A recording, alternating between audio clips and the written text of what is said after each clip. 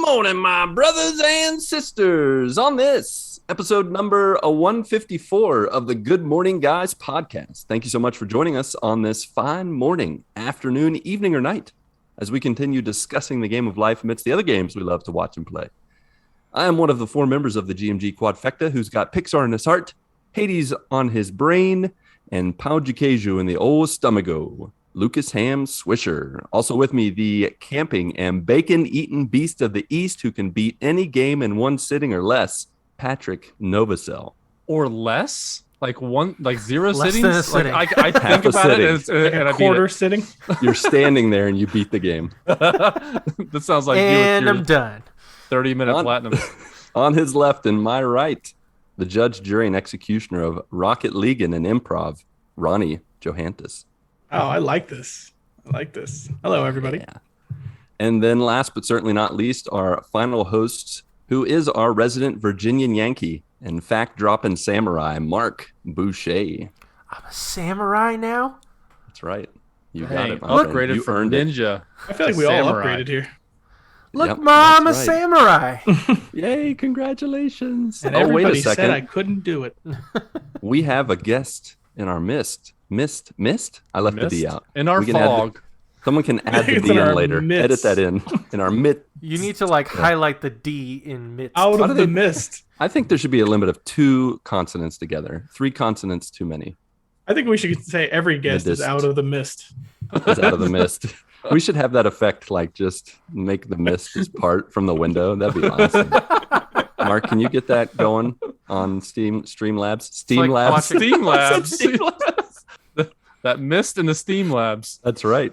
I don't know what's going on with my brain. That's after hour Streamlabs. All right, Steam. Kirk, Spring go break. ahead and introduce our guest. Thanks. Transition music here. Yeah, We so got already? a guest. We got a guest. he is the co-host of the Comics and the Cross podcast, a weekly podcast, the greatest podcast of people you've never heard of. And his name is Paul Cross McLean. How's it going, man? Doing good. How are you doing, guys? Glad to be here. Thank you for having me on the show. So is Cross your middle name or is that your given Oh, we're name? doing our fake names tonight. Okay. We're doing our fake names tonight. Come on. Come on, did I talk about superheroes for 11? I have to have another name. Come on. Hey, we're glad to have you on the show, Cross. And if at any time during the night I call you by like 4 different names, it's because I like you. That's what I like to do. Just give people names. I might call you at some point Mr. McLean. I don't know if you've ever been called that before. Oh, that's Yeah. not my name, so yeah, I've never been called that. It's Mr. McLean. McLean? McLean, yeah. Oh, like, like- in Die Hard? like Die Hard, yeah. Hard? Yes. Oh, all right. No, Mr. McLean is way better. Mr. McLean is way better. Our American is showing. We're so sorry. Yeah, we're sorry with our American phonetics. As fine. It's one of those things. You know what the funny thing is as well? It's like I live in Virginia also now, and I live here in the States. I'm not originally from the States, if you can't tell. But in Little moving bit to of the accent. in Brand moving new to the information. States, I now live in Virginia, and in Virginia there is actually a McLean, Virginia. I did know that, yeah. And I'm like, how are the people in Virginia continually mispronouncing my surname? Is when it that is spelled the same? literally, yeah, it's spelled exactly the same. Really? It is literally McLean, Virginia. Like, how are you mispronouncing my name when there is a McLean, Virginia, like in the state? It's like, come on. You need to go. Have you gone to that area to see if they can pronounce your name correctly? Like, I just have hold up your not name and see yet. what happens. Yeah, I have. They're like, not oh, yet, who's this actually. McLean guy?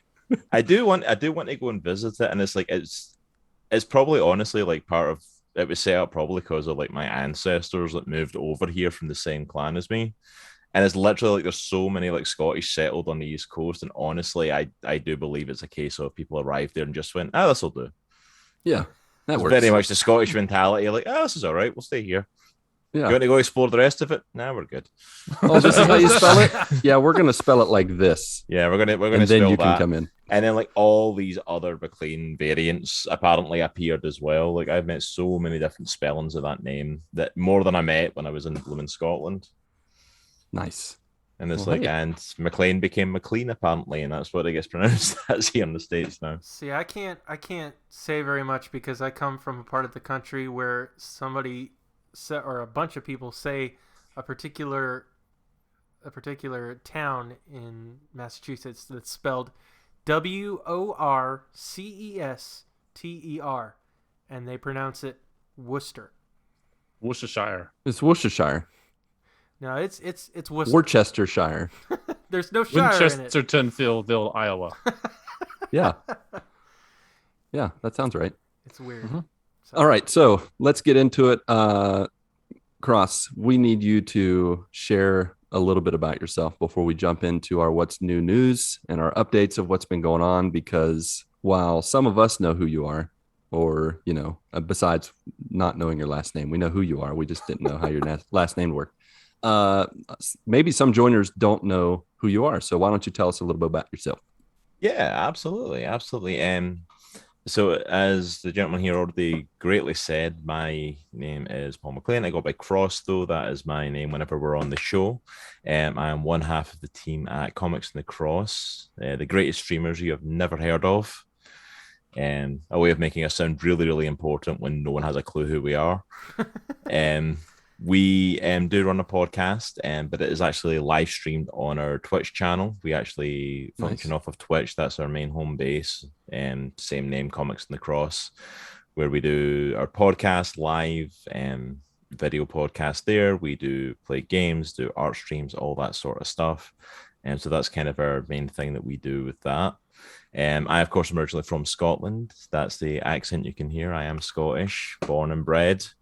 Moved here to the States and to Virginia about 7 years ago. Married an American girl. Decided, she was absolutely gorgeous, and decided I was going to stay here because why not? Grab an American girl and move to the States. And now I live here with her and our 3 beautiful kiddos. And they'll get you. Nice. It's American. Yeah, they will. They will, man. They will. Now, did you meet her before you moved, or did you move there? Did you meet her after you moved? I met her before. I actually met her quite a bit before I moved over here. She actually came over with her school at the time as part of a mission trip. Oh, okay. And came to Scotland, and the church we were at ended up being one of the churches that she came and visited. I was the acting youth pastor at the time. And we had a youth group that was running that night, the day that they came. So I got to spend a little bit of time with them. And from there, just kind of chatted, connected a little bit over Facebook, online, and just slowly but surely it built up. And we honestly slowly chatted for a couple of years. It was like between 2009, 2011, and then 2011, it all kicked off. We started talking a lot more, got closer, and it just built up from there. We started talking on a daily basis, ended up deciding we wanted to start dating, trying to work it out. I came and visited her in the States. She came to Scotland for a while and proposed. And we started working on getting me over to the States. There you go. Nice. Wow, that's a pretty neat story. And when was that? When did you move over to the States? I moved over about 7 years ago. So 2014, I moved over here. All right, really recent. Yeah, so I've been here ever since. So Very cool. Nice. All right. Well, let's get a little more recent and find out what's been going on with you, whether it's been in real life or gaming, whatever you want to share, man. This is usually the time where we just kind of say what's up, what's been going on. So what's been going on with you, Cross? Yeah, so in real life, what's been going on now is honestly, we've just kind of been preparing. I've got 3 young kids, so we've got some school stuff starting to fall into place. What are their age ranges, just to get an idea? Age range is they're all under 5 years old at the moment. My son's going to be 5. God bless you. In November. Yeah, no, thank you. My daughter's about to turn 3, and then our youngest is about to be 10 months. He's still pretty little. So our eldest, as I've talked about in our own show, is actually autistic. So he's about to start his special ed school on next Monday. Wow. So we're starting to get stuff prepped for him to be able to go there. He's been doing kind of at-home schooling this last year, so thank you, quarantine. But he's finally able to go to school now, and we're preparing for my daughter. She's actually going to be going to preschool at our church. So Nice. So we're starting to prep all of that for them right now. So that's been kind of the main thing going on at the moment, is getting all of that sorted, as well as planning for my daughter's birthday, which is at the end of the month. Wow. Nice. What What day's your day? daughter's? Yeah, I was gonna say, what day's your daughter's birthday? It's the 29th, so it's a couple of weeks out or a week out. That's my birthday. Really? Yeah. No, There you go. he tells everybody that, Cross. He's just kidding. Yeah, it's actually, October 7th, A little bit off then. A little bit off from. No, it is the 29th. We just do it That's so the cool. guests feel good about themselves. Yeah. Okay, who's going to match up with the birthday tonight? Ronnie, it's your turn. Yo, birthday surprise. It's the Good Morning Guys wild. podcast, aka Who's Got a Birthday? That's right. Oh, goodness. There you go. That's cool. Yeah. You guys, what's the birthday theme? The birthday theme for this year is going to be Baby Shark, Oh gosh. Oh, because she is Baby Shark crazy. So yes. my Oh, wife's man, going that's all in hilarious. for the Baby Shark theme. So yeah, Having PTSD memories right now. Yeah. That song. So Yeah. I'll pray for you. yeah. Thank you. So one of the funnest days ever was finding out that Netflix has a Baby Shark movie like on there, and the kids absolutely love it. And I'm like, I'm so fed up of hearing that song. I want Oh, gosh, they have a movie. Did they just sing the song the whole time? In this Pretty do different much, it's things? like they set up a whole thing for it, but basically they like travel to like different worlds, but every world is basically an excuse to sing a different version of the song. So like Alien it's a shark, do do do do do. Alien shark. yeah, pretty much like every my version's like gosh. it's most of it's still Baby Shark, but it's like a different style of music. So like just Oh, basically, okay. so it's like Baby Shark like 15 times, all in different tones of music and different styles, and That sounds like So a piece of Yeah. dream or torture. most of the lyrics are still the same, so it still gets very repetitive though. So it's like the Christmas shoes of the Netflix children's world. Yeah, pretty much. We've talked about on this show quite a bit the movie The Christmas Shoes movie version. Have you ever heard the song? Yeah. Okay, I know what so you're talking we about. talked about I don't know what you're talking about, Mark. Can you give us a Mark. little bit? we Yeah, need a can you little remind intro us? of- I don't remember. So pretty much that movie, every opportunity possible that they can to shoehorn the Christmas shoes song into each scene, even when it's like doesn't even make any sense. So it's like person walks into a store, sir, I want to buy these shoes. You're leaving the store, sir, I want to buy these shoes. Any opportunity. So How did that not make our top 100 list? I have no idea. That is awesome. Still early yet. The I was song gonna could say, we make have the our top opportunity 100. for music. Spoilers, it's not going to be on there. Aw. For you, maybe. Challenge accepted. Exactly. I'll Leave it throw out away there. one of my songs Well, for I'll just that. leave it out there Into for that. when I forget. I'm just going to pray you all forget this moment. No, it's recorded forever. I'm going to listen to this over and over again. No. All right, Cross. So you shared a little bit about real life. How about do you do any gaming at all? I do a little bit of gaming and stuff. I don't get the chance to game as often as I would probably like. As I've said, I've got 3 kids under 5. Right. So gaming is Yeah. not something I get to do frequently. So I've been That is trying a to game. I've been Trying trying to to catch survive up. I've been trying to catch up in games that I've missed over time. So on our Twitch channel, I'm currently playing through the Kingdom Hearts series. I just started Oh, Kingdom okay. Hearts 1. Never Oh. played it before. Completely missed it when it originally came out. So this is my first time playing through it. So I've been working on Nice. that. And then in my How own far time, how far are you in it? I'm a few worlds into it now. I think. What was Okay. the last one? I don't even remember what the last world I did was. It was last week. I played it Okay. and I still don't know. I'm going to give you. Yeah, sorry, my wife in the background reminded me. It was There you go. Halloween Town. It was the Oh Nightmare yeah, Before that's Christmas, a fun one. Yeah, which that is song probably gets my stuck in your favorite. head. Which is probably my favorite This world is so Halloween, far. Like Halloween. Yeah. I'm a huge Nightmare Before Christmas fan. Like I grew up on that movie. I absolutely adore it. So like getting to do Halloween Town's 100% my favorite one we did so far. Nice. Yeah. All Yeah, right, I I'm gonna absolutely give love you a little tip because I played through Kingdom Hearts with my kids a year or two ago and hit a huge difficulty spike on the final boss. Mhm. You need to treat it like a JRPG and grind a little bit, and so level Oh. up before you face the boss, and then also get your Eraga spell. Iraga, Make sure to okay. get it. Make sure you have that in the final boss fight, and you'll be good to go.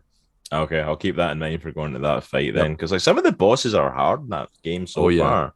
Yeah. So I can only imagine what the final boss is going to be like. Oh, But yeah. so yeah, that's kind of the main thing I'm kind of plugging through as well. And then whenever I get time off stream, I've been playing through Control, off stream, which is such a fun game, so good. Yeah. I've not got to play it even close as much as I like, but I've thoroughly enjoyed what I've played of it so far. Nice. Good stuff. Very cool. All right. Ronnie, why don't you share next, buddy? What's going on? Well, I don't think I've told you guys this yet, but I reached the diamond rank in Rocket League doubles. There it is. Oh, Yes. And 2 games later, I lost it. Oh no! Oh, no! I haven't been You able to can- get it back yet, but I did get the rank picture, down? so it Oh happened. no! I thought you were going to quit. I know I should have. Honestly, I'm like, all right, we can do better. And that was a mistake. Honestly, we were on a heater when we got there. So now I'm actually playing like at the low platinum or the high platinum, like low diamond level. Yeah. And I mean, it's a different game altogether. Like it's crazy how good some of those people are.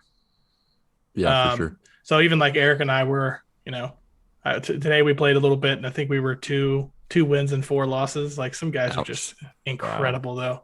Like I can't even fathom people getting that good at this game. Like it's ridiculous. So I've been playing a little Rocket League, obviously, and then I have been playing a little GTA 5, just kind of a little time killer on the side. Since I stopped playing Arc, I always have that extra game. Yeah. And it's GTA 5 right now, so it's it's a fun game to jump back into. You can just like pick up and start playing like at any time. Yeah. So I've been playing a little bit of that. On the movie front, I didn't watch any new movies this week. Pretty much none. Okay. The one big decision we did make this week is we decided we are going to go ahead and sell our house in the next couple of months. Wow. Oh, yeah? Whoa. Ooh, big move coming. Yeah, it's one of those things. The way the market is right now, I don't know, how it is in Virginia, but the way it is in Ohio, it is crazy. Like 5+ offers right when you list it, kind of crazy. Oh, absolutely. And Yeah. houses are just going for a ton of money right now. I mean, honestly, more money than they're worth. So it's gotten to a point where now, like, I would do very well, and I cannot ignore it because I know I'm not going to stay in this house forever, Yeah, in Virginia, I mean, here where I live, there was a house like right across the street from me that they put up a for sale sign, and within a week it was gone. It was Yeah. insane. Yep. I don't even know why they're using those signs right now. Like around here, like Yeah. they're just wearing themselves out. But no, I didn't plan on staying in this house. The next house I move into, I wanted to be, the house that I die in. But the only way to do it smart is to not buy another house right now and wait. Yeah. So we're gonna sell the house. Probably get like a storage unit for some of the stuff we don't really need, and then get like a 2 or 3 bedroom apartment for maybe a year or 2, depending on what happens. Okay. There you go. So it's definitely one of those things. It's like I don't want to move. Like moving's the worst. Lucas, you Absolutely. just Oh, moved. yeah. Like it's just Don't the give me worst PTSD. experience. We can't talk about that right now. It's so bad. So I'm gonna have to do that. But once it's all over, it will have been worth it. So yeah, we begin kind of preparations on that, and hopefully in the next few months we're ready to rock and roll. There you go. Sweet deal. That's pretty much Sweet. on what's going on with me. How all about the fronts. I love getting to pick though. How about Lucas? I love you. All right. So what has been going on with me? Let's see. I'm going to start with the real life. In real life, we survived our first full week of back to school, as most of you know, but I don't know if Cross does. I live in Brazil as a missionary, so my school schedule is a little different. Life's a little different. Weather's a little different. But we started No grass school there. like a week and a half ago. Hey, there is in my neck of the woods now. Thank you very much. Lots of pictures right. to prove it. It's fake news. Big And grass. so we're just trying to get accustomed to the new schedule because we didn't, we got a dog towards the beginning of June, like maybe a week before school let out. And so we haven't really been used to that. And then my daughter started soccer. And so it's just been a little crazy, like kids getting home pretty much on average. The kids are going to bed like an hour later than they were like for their whole lives before that. And so it's been like, I don't know, like eating dinner later, doing everything later. And it's kind of taken its toll on the family because we get in a routine. And I don't know about, I imagine with Cross and I know with like someone like Chris, the Rock, who listens to us, when you have like, depending on your personality, you have to have some kind of schedule or rhythm to your family, or it's not going to work. And sometimes if that like gets off kilter, it can really mess things up. So Yep. both my wife and I do much better on a schedule. Our kids do better when there's a schedule, but for the longest time during the winter break for us, there wasn't really a schedule. We just did whatever, hung out, played games, watched movies. We moved into this house, I guess the end of April, beginning of May, and they have a yard. And so they ride their bikes and do all this stuff. And so the sense of time is just like out the window. And now we're back and we have to like do the schedule, and it's been rough. But one of the parts that's made it just, definitely interesting has been our dog, Rayla, who is 4 months old. Yesterday, she weighs now, I can only think in kilos. She weighs like 18 and a half kilos. So somewhere around 36, 37 pounds. And she's growing like a weed. I saw that picture. I think you posted on Facebook. Like, it's a big difference already. Yeah, I did the 2-month picture from when we got her to where she is now, and That's she insane. started like down here, and now she like when we sit on the ground, she was like right below my chest, and now she's like above my shoulder, sitting, Staring at you. Looked like someone grabbed her and just stretched her out. But yeah, so she has a lot to learn still, being a 4-month-old puppy. I told you guys last week that we took her on a walk, and she was like nose to the ground, pulling and just forgetting everything I'd taught her in a month and a half, walking in our yard only. And this week she did a whole lot better. She didn't pull as much, but she decided this last week that she's not a big fan of either strangers, or she's not a fan of anyone outside of us. So she lunged at the landlord. Oh, She nipped him in the coat and double the rent. Made him very nervous. And so she quickly went into what we call the box. It's a spare bathroom that we have that doubles as kind of her like sleepy time area. She like slept. She slept in our bedroom for like, yeah, exactly. It is a penalty box. Also, it's where she sleeps and also where she gets punished. You're not supposed to do that, but we don't have a lot of options at the moment. So yeah, I've been trying to teach her how to deal with strangers and how to just be cool. She's not there yet, but we're working on it. And then also, we think it's possible she temporarily dislocated Mindy's jaw because Mindy was squatting down to get a book, and Rayla was super excited and ran under her and went to like lick her. Oh, but goodness. She popped her right under the jaw and her. like headbutt her in the jaw and like made Mindy's teeth like crunch together and like pop her jaw to the left or the right. I can't remember which way. Pop it to the side. She can use it, so it didn't stay dislocated, but she said she's never felt pain like that in her life, in her jaw. So that's just having a big clumsy dog too. That's that's part of it too. Is she's like, when I sit on the ground or any of us sit on the ground, she immediately climbs into our lap, and she's 30, almost 40 pounds. So you can imagine how that goes.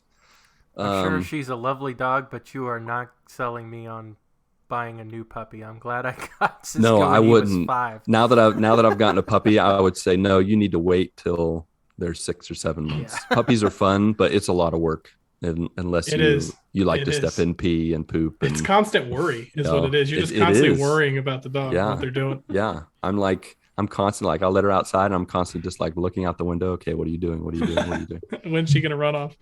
Yeah. So, and then in the game front, I did play the renowned DLC for Bioshock 2 called Minerva's Den. It was a pretty cool story. Nice. Surprisingly heartfelt. Not going to give it a rating yet, partially because we are going to have a spoiler cast about the Bioshock series. So I'll save spoilers for later. But it was really good. I enjoyed it. I also, quote unquote, beat Pac-Man Championship Edition 2. I don't know if you guys played 1 or 2. They're like just little downloadable games. I don't know. Anybody played Pac-Man? Ms. Pac-Man? Any Pac-Man? Junior. Mr., Mrs., Yep. Junior, Yes. Cousin Pac-Man. Yes. Probably all of them. Yeah. Yeah. So this one, the newer Pac-Mans are a little different. They don't give you as much freedom to do whatever. They usually try to guide you with the pellets, and they have cool music and try to, they have these, like this one in Pac-Man Championship Edition 2, like you wake up ghosts when you go by them and they connect to the main ghosts, and eventually they'll make like a 30-40 ghost train. And then when you run into them, if you bump into them like 3 or 4 times, it makes them go hostile, and then they chase you, and that's when they can kill you. But it can be pretty fun. It can be pretty like nerve-wracking because it's a lot faster paced than the traditional Pac-Man. The first one I was just, like, I loved. I got all the trophies for it. It didn't have a platinum, but I would have if it had one. But in Championship Edition 2, they changed the color scheme, and this sounds like, I don't know, like a weird thing to say, but they made like everything more translucent, and they made layers. I don't even know how to explain it. Like you get to the boss level and there's a huge ghost in the background, just like the silhouette of it, and he's like staring at you, floating around while you're going around. And at some point you can't really see where you are, and so you're just listening to the beep bloops and hoping that you're alive. It's really awful. Like it was super nerve-wracking. I got as far as I could get, and I beat like what I would consider the main boss. It was like combination of all the ghosts. And then I discovered there was like a Rainbow Road area afterwards where you had to go back and get all the ultra hard stars. And then once you got all the stars, you could unlock the real true ending. And I was like, oh, cool. Delete. And and I'm done. I closed that baby right You up. don't want to see the true ending to a Pac-Man game? Oh, I know. They are very heartfelt and very life-changing. But no, I don't. Yeah. So I gave that one 7 out of 10 assorted fruits. Nice. Just so you know.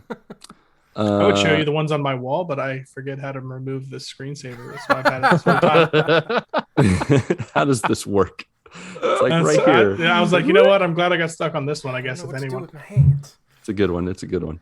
The next game I beat was Streets of Rage 4. I also abandoned that platinum, but I did enjoy playing through it once. It requires a lot of playthroughs. It can be, I don't know if you guys have played a lot of old school arcade beat 'em ups, but they're really fun and nostalgic. But when you're like trying to maneuver the I don't know, it's like a 2.5D or 2D field. Yeah. Like your up and down movement is really clunky and slow, and it's really easy to get. There are the ghosts. Hey-oh. Boom. Ms. Pac-Man better get a pellet before she tries to eat them. She's going to end up dying. I don't know why she's chasing them at this point. They're supposed to be dark blue. I think you're muted, You're Ronnie. muted, Ronnie. Oh yeah, she's just yelling at him. Really. Oh, is Get she? at it. Yeah, just get at it. Get Go off clean my up your room. lawn. Yeah, you Yeah. can see the other ones. Okay, I have to ask, if that's what the stuff you've got showing in your background, why the heck did you have any other background showing? It was Show those things off, dude. Come on. I think it was about the something about movies, and we were talking about Marvel and You Endgame. think? So I put that background on, and then I went to go the next time to remove the background, and I didn't figure it out right away, so I just abandoned ship altogether and lived with it. And just left it, and it's just Yeah. Yeah. That sounds like Ronnie. Yeah, that sounds Yeah. about right. But yeah, the if anybody's played Streets of Rage 4, it's a really great kind of just a refreshing of the original games. Beautiful game. It's got great animations. It's got a typical story. It's fun beat 'em up, assortment of characters. I give it an 8 out of 10. Assorted foods that you eat off the ground for healing purposes only. And so I would recommend it especially if you're an arcade fan. I think that's Minecraft Dungeons. They do that random food drops on the ground, and you have to eat it for health. 5-second rule. Yep. And it's usually you get it from a garbage can or Whatever it is, whatever mailbox. you got to do. Yeah. You've just hit it with need a it. bat. Mailbox. And then a turkey Everybody comes keeps out. food in their mailbox. Yeah, that's right. Hit it And with then a bat. and then a whole turkey comes out, and it's like Someone all threw perfectly this brown. away? This And is perfect. This is a someone whole shoved this in couch. their mailbox. Well, mine now. Yep. Let me eat this. I need it to beat up these bad guys. That's right. In real life, they'd fall asleep from the tryptophan. And then the final thing I played, which will go perfectly into Patrick's update, is a game that just came out this past week and is Patrick's background, Hades.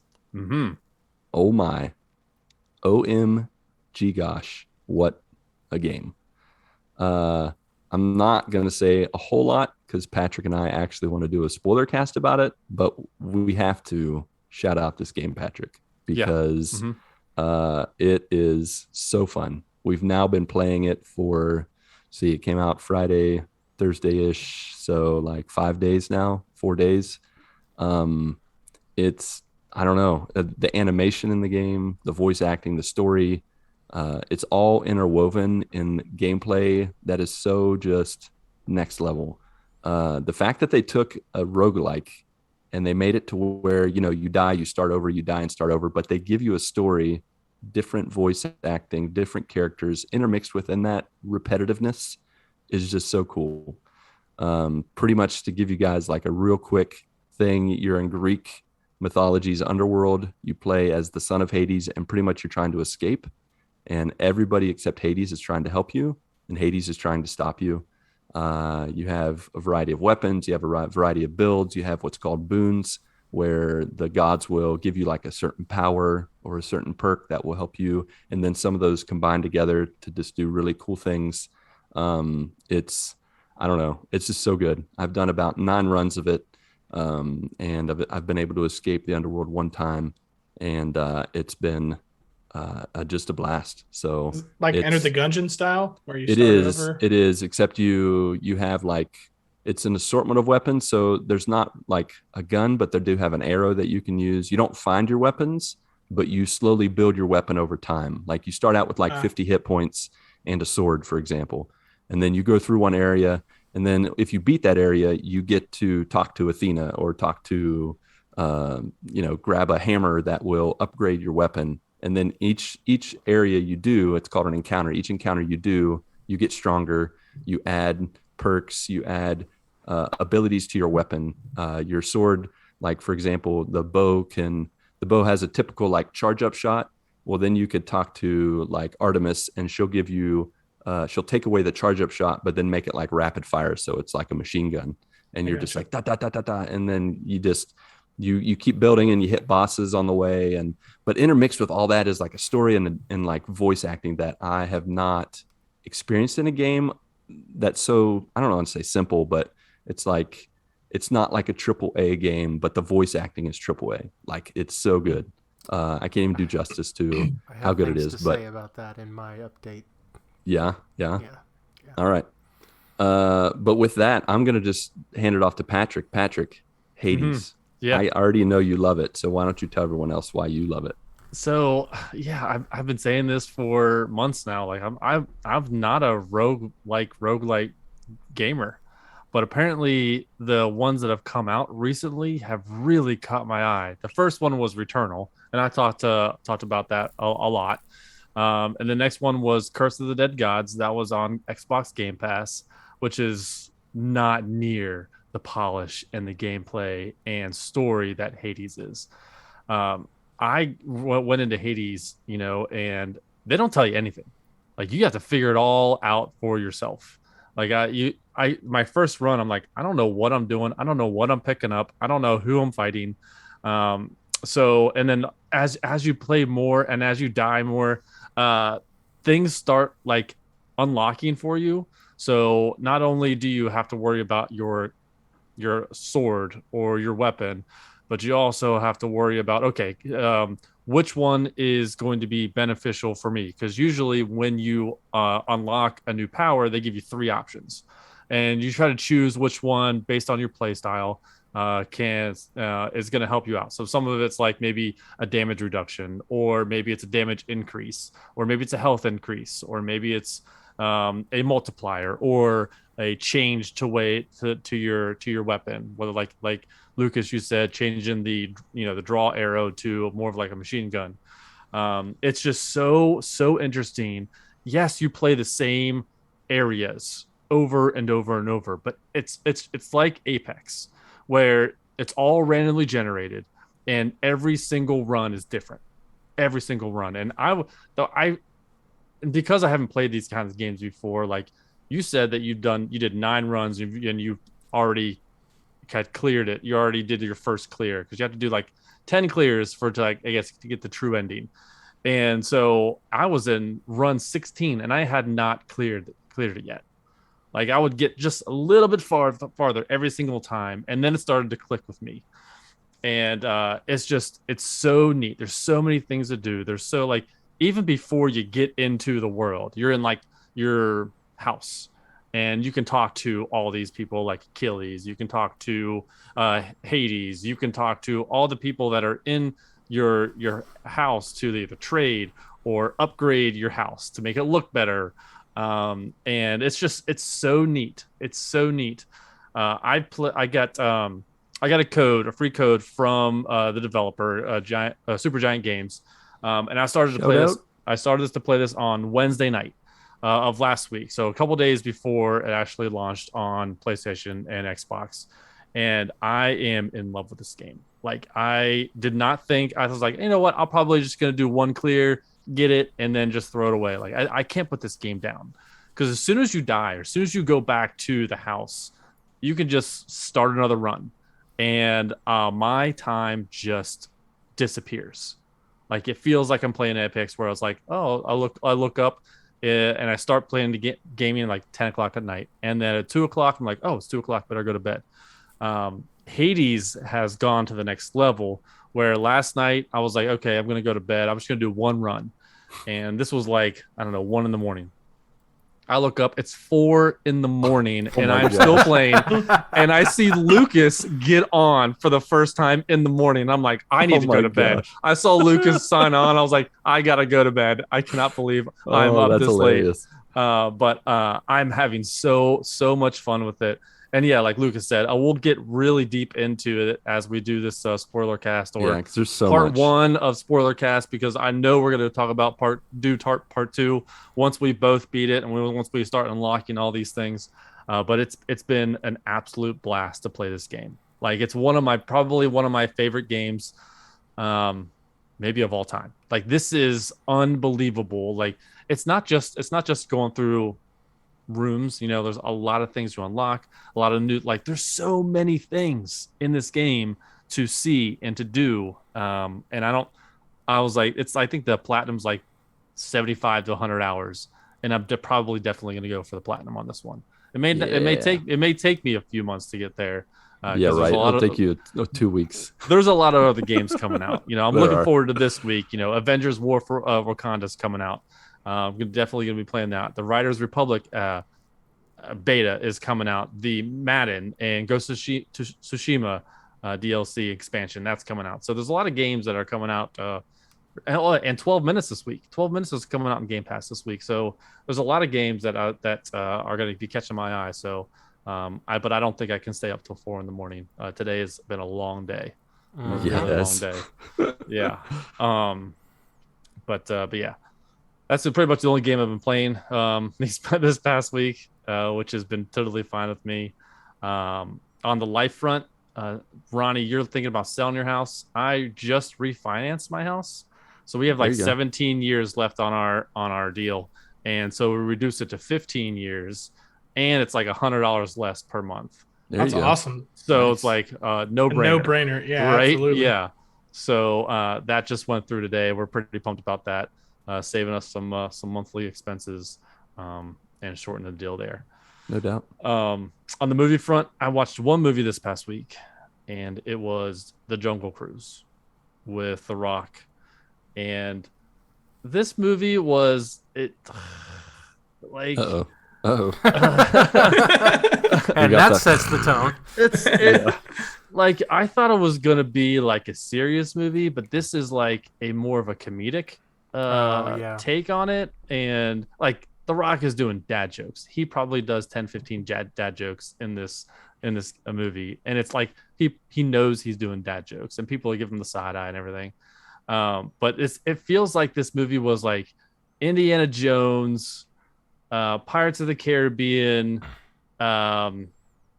National Treasure, like Journey to This the Center of sounds the Earth, magical. like You all, This sounds like the all best wrapped movie into ever made.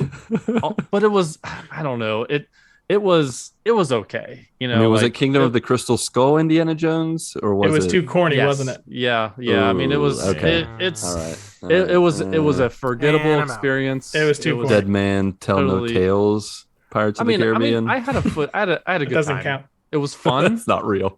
It wasn't, like I wasn't going in thinking it was going to be like, it's a world beater or anything, but it was good. There was a point, I watched it with Clark, and I watched Did you it take at a home. break? I watched Watch it at in home three with Clark, parts? and Mel and Claire, they went to the movie theater, so we kind of like watched it separately, but at the same time.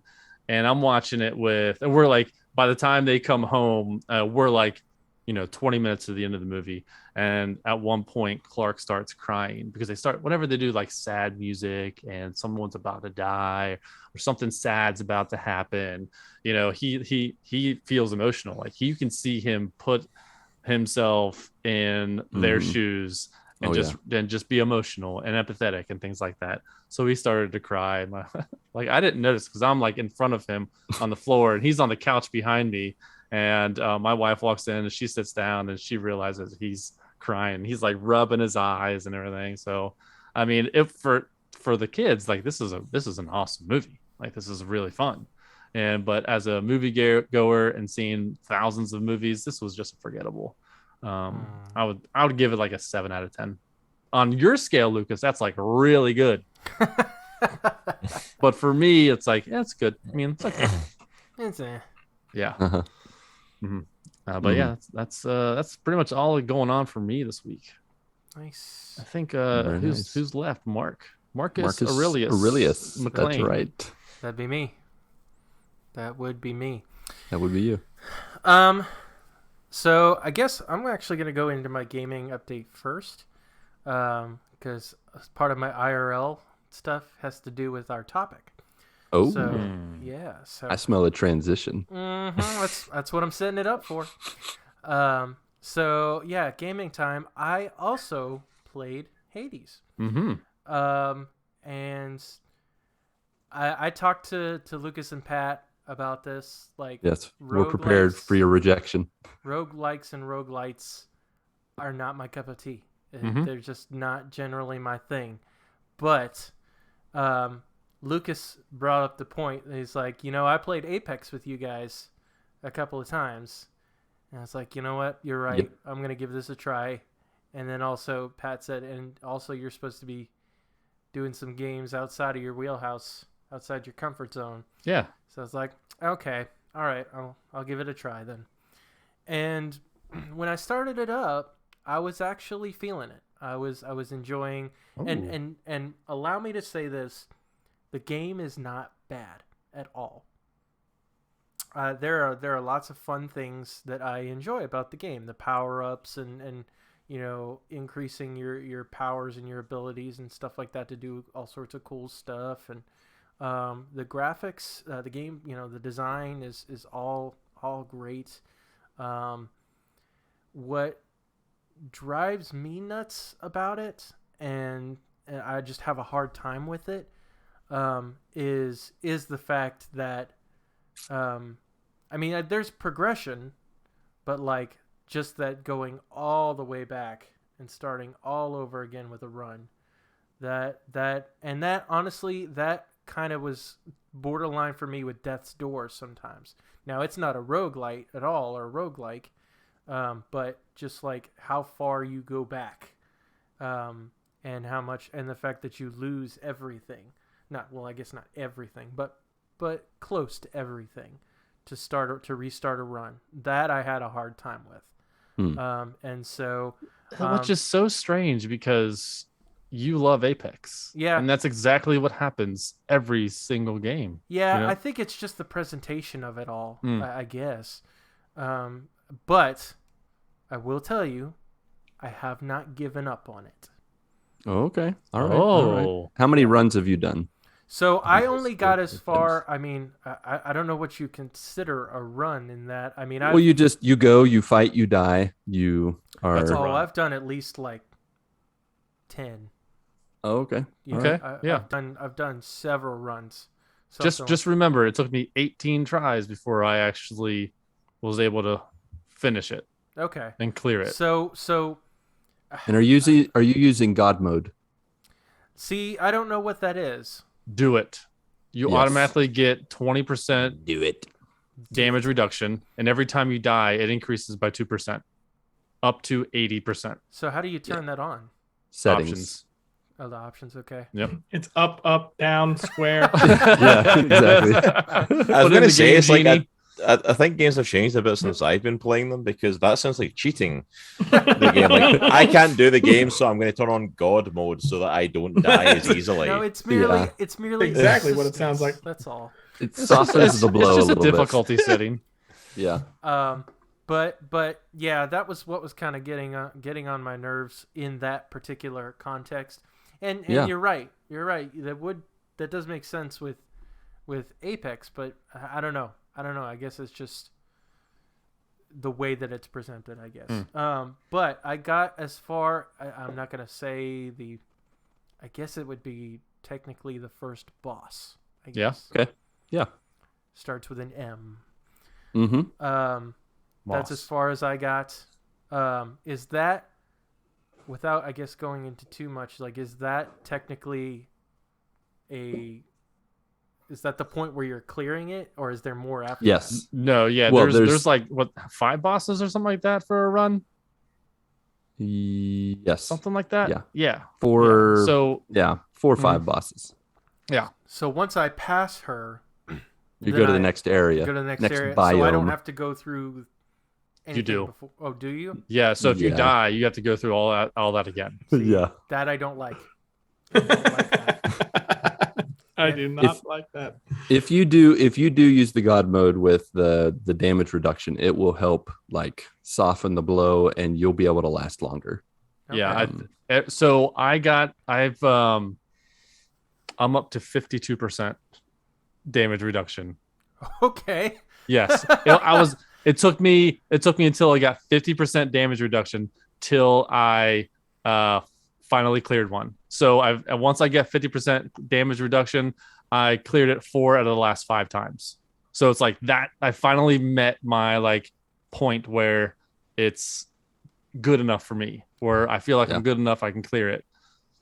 So with that, there is no like sort of progression point, right? There's no spot where it's like you hit a checkpoint and you're not going back. It's no matter what.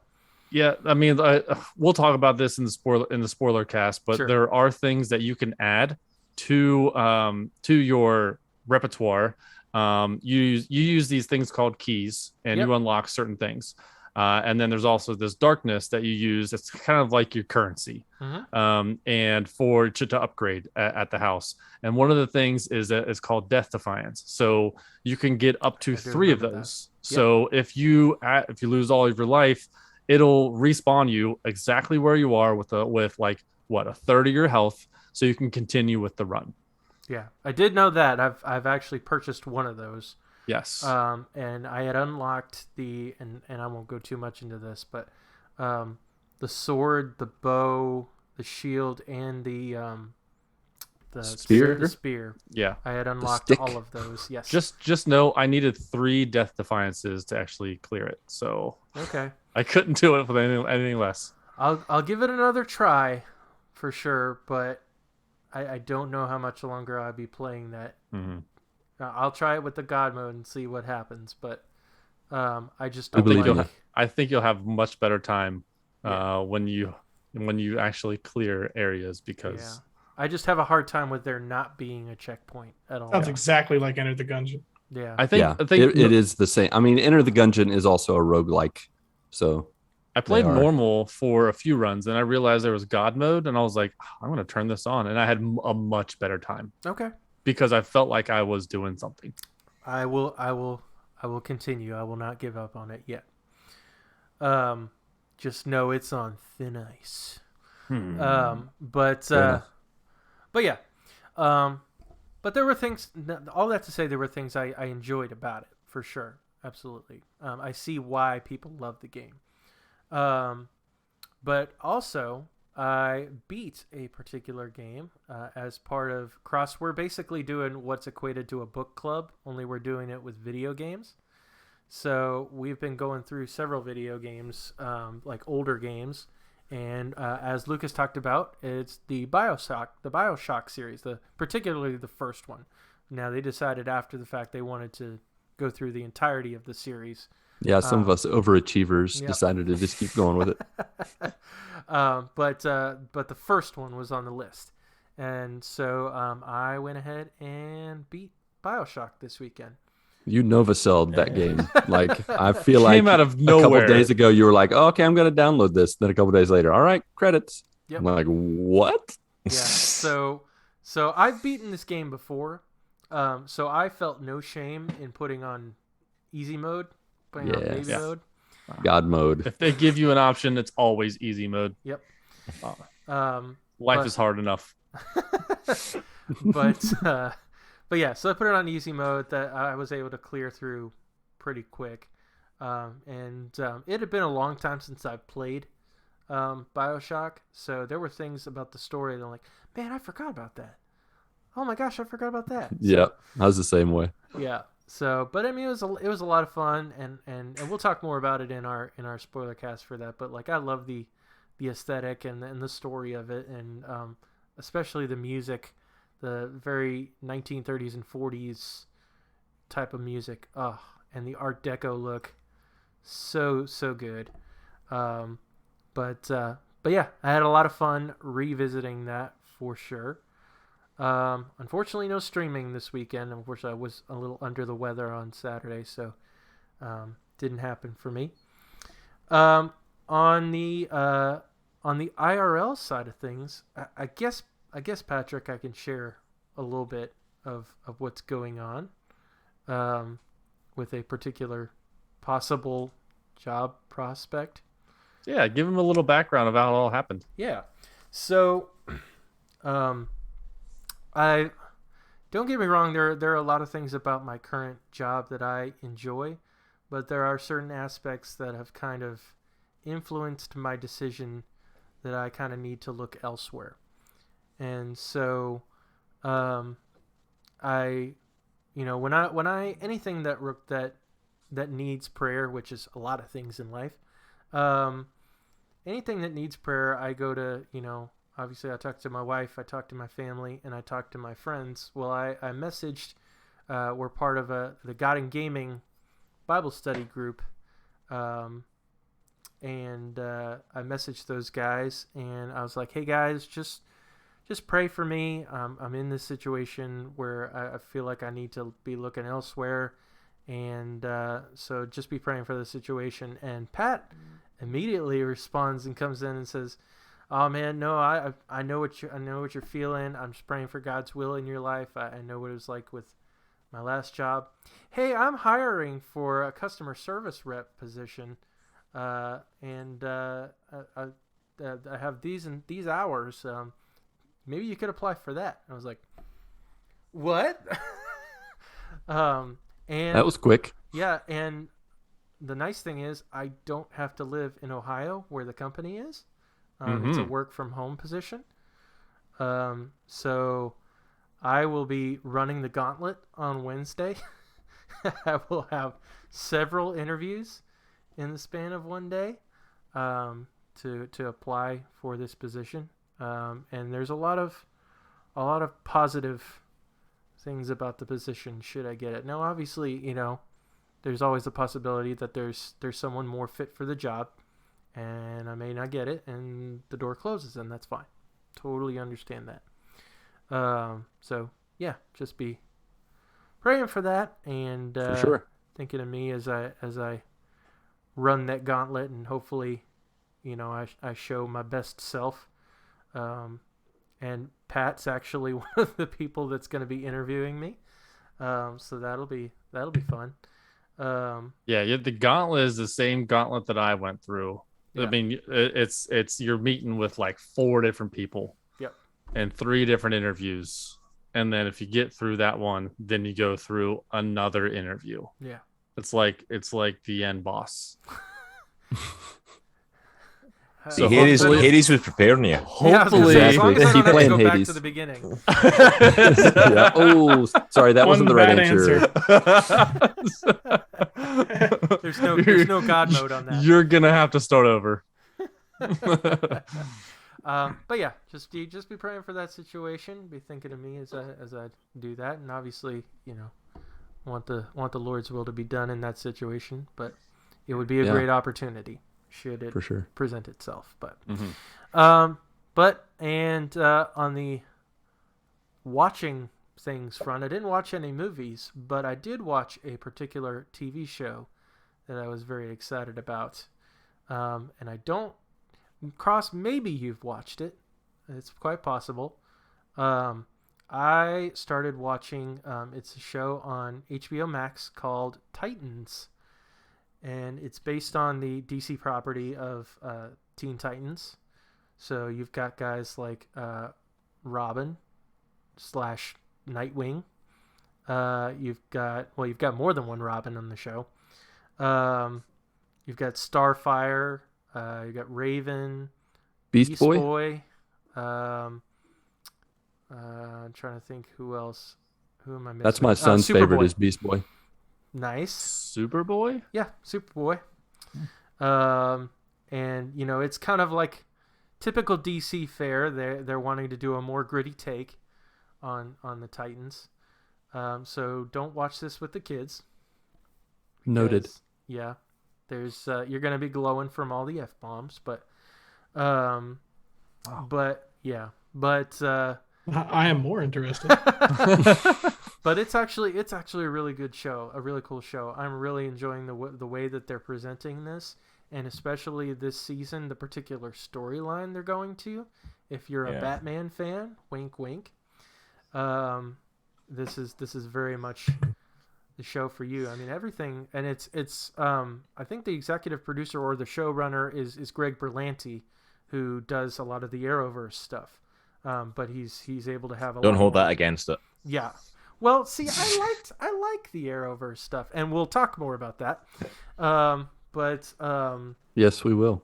Yes, but yeah, I'm kind of excited for this season of Titans. I don't know if you can see the picture I've got behind me of the you got Red Hood. main character that's appearing in it. So Oh man, I thought that was hair coming off the back. I thought that was Jesus back there. It was a weird Deadpool picture. I was going to say, what did you think was going on with his face then? Like, his face is like bright red. I think my resolution is too small. I need to up the resolution on my computer. Well, it just looked like maybe Jesus got a tan, like got fake and long bake. hair. It must be Jesus. It must be Jesus in the background. Long hair. He's a Christian podcast. It must be a Jesus picture. Yeah, that's right. Yeah. That has to be up there with the woman that thought that she had a Jesus picture on her mantle that was actually Ewan McGregor as Obi-Wan Kenobi. That's perfect. I love that one. It has to be up there with that one. That is the best. Oh gosh, she was so excited to get it too. Yeah, I know. man. But that's mainly what I've been watching. I'm all about those superheroes. Mm-hmm. Speaking of superheroes. That is actually our topic of the show, because we'll be talking about all things superhero movies and TV, the good, the bad, and the ugly. Meow, wow, wow, wow. I was wondering who was going to do that first. Like a cat at first. Meow. Okay, that's a thing. That's it. That's a cat. Cat version of Good and Bad and the Ugly. Okay, that's what we're going with. Right? Okay. That's right. Right, folks. Superheroes. Yes. All right, we start with the good, the bad, or the ugly first. Cross, what would you want to do? Good, bad, or ugly? I kind of want to do good because I kind of want to get that out the road, to be honest, because it's a Get lot it out more of the fun. way. It's a lot more fun to rip into the bad and the ugly stuff, to be completely There is. honest. Start My from list the was top so and work our way exhausting. down. Because everyone knows the good stuff, don't they? It's like you've got certain stuff that you know is good, and most people kind of agree, oh, these are good movies, and we're all going to go, yeah, they're good. Okay, what do we hate? Okay. There we go. That's Um, one of our most successful podcasts was literally us ranting about the old Fantastic Four movies for like 2 hours. And it's like that was like one of the most successful podcasts we had on Twitch. That's So hilarious. Well, I mean, like it was like in the Fantastic Four, like in its time, nothing to compare it to. Yeah. oh It yeah, was fun. that's- It felt like a comic book movie. Like it was fun, but it yeah, and I think it that's was a big bad thing when fun. it comes to comic book movies. Is like you need to remember some of these were made in an era before like the MCU, before there was a standard bearer of like this is what superhero movies can be. Yeah. Yeah. You know, back in the early 2000s when we had a dream that we could enjoy superhero movies on the show on the big screen that weren't just Batman. You know, right. Right. Yeah, exactly. Exactly. and they were awful. They're some of them are so bad. Like looking back, it's just they didn't yeah, when age you well. compare them to now, like Right. Yes. disgusting. All right, now you guys are jumping ahead. We're We're- supposed to start I with the know. good here. We're Come on sitting now. on the fence here. Let's See, that's why I want to leave this stuff to last because like that, if we start with You're it, like, we're never going we're to get already to at the the good. bottom. We're never You gonna said the get good to for all like 2 seconds, and then you're like, all right, on to the bad. Well, let's just get it out. Let's just throw it out there. The good is clearly the MCU. Yeah. Oh, all of them. All of it. Not all of them. Okay. all of Let's talk. Patrick, Wait, hold and I- on. Wait, we're already going back to the worst. No. No. I'm just clarifying. He's just trying to throw a couple out here. Yeah. I'm just Let's hear it. I will I just say, clarifying because they're saying like they're all good and it's like that. It's like arguable. Some I of them will it's like say- some of them aren't perfect. Just Oh I will no, for say, sure. For Even, sure. even Marvel, the MCU's quote unquote worst movies that they have in their series are still decent to watch. They're Yeah, still good to watch. I mean, Cross, I started watching the MCU with my daughter. She's 11. In 45-minute chunks. Yeah, we watch them like they're TV shows. You know, it's like two TV Like their they're TV shows. They're 2-episode miniseries. We watch 45 minutes, and then Pick the it up next the day next we watch day. the rest. Pat plays Uh, commercials every 45 minutes. It's like a TV show. gotta say up like it's a TV show. We can go back to it. It's fine. And through the first few movies, we've got we're the next movie we're gonna watch is Avengers. So we've watched like Thor 1 and 2, or no, Iron Man 1 and 2, Thor, Captain America, and Incredible Hulk. We started with Incredible Hulk, and all of those movies so far, Incredible Hulk is her favorite so far. So Wow. it's really all about Yeah, that's how we perspective. responded too. Yeah, exactly. Like what? It is strange. Iron Man 2 is the worst of the first 5 movies we watched, as far as her rankings have gone. But I agree with her. yeah. So Say what you want about Hulk. At least I had a script. That's all I'm saying. Like legitimately, Iron Man 2 did not have a script before filming started. But like, how many legitimately. connections? How many connections do they have in Iron Man 2 that connects to the later movies? Like it has more than I would say Iron Man 1. Is that Obviously, to do with Iron Man 1 2, or started is that it. to do with the later movies though that managed to tie back in? Yeah, and that's what I think. That's what made it better for me. Like after watching all those movies, I went back and watched Iron Man 2, and I'm like, this isn't that bad. I felt the same way for a long time, and then I went back, and I feel like now that I've seen it all and then gone back, that's why I personally don't think there's a bad MCU movie, only because the way they've connected them all. If they were like isolated, and I think that's the hard thing with the Incredible Hulk is the post-credit scene is the only thing that connects. I guess General Ross, but he's such a weak character in the MCU, like such a 90s throwback to, oh, I'm the gruff general and I'm going to just talk like this all the time and tell you what to do. Like, Yeah, but it he also has might have been. no depth whatsoever. Yeah, but the Hulk stuff might have also been set up like that as well, though, because like the whole stupid Universal stuff that's going on, which is why Yeah, they can't do this it was. Hulk movie. It So was bad timing. it's like so- all of that happened. Yeah.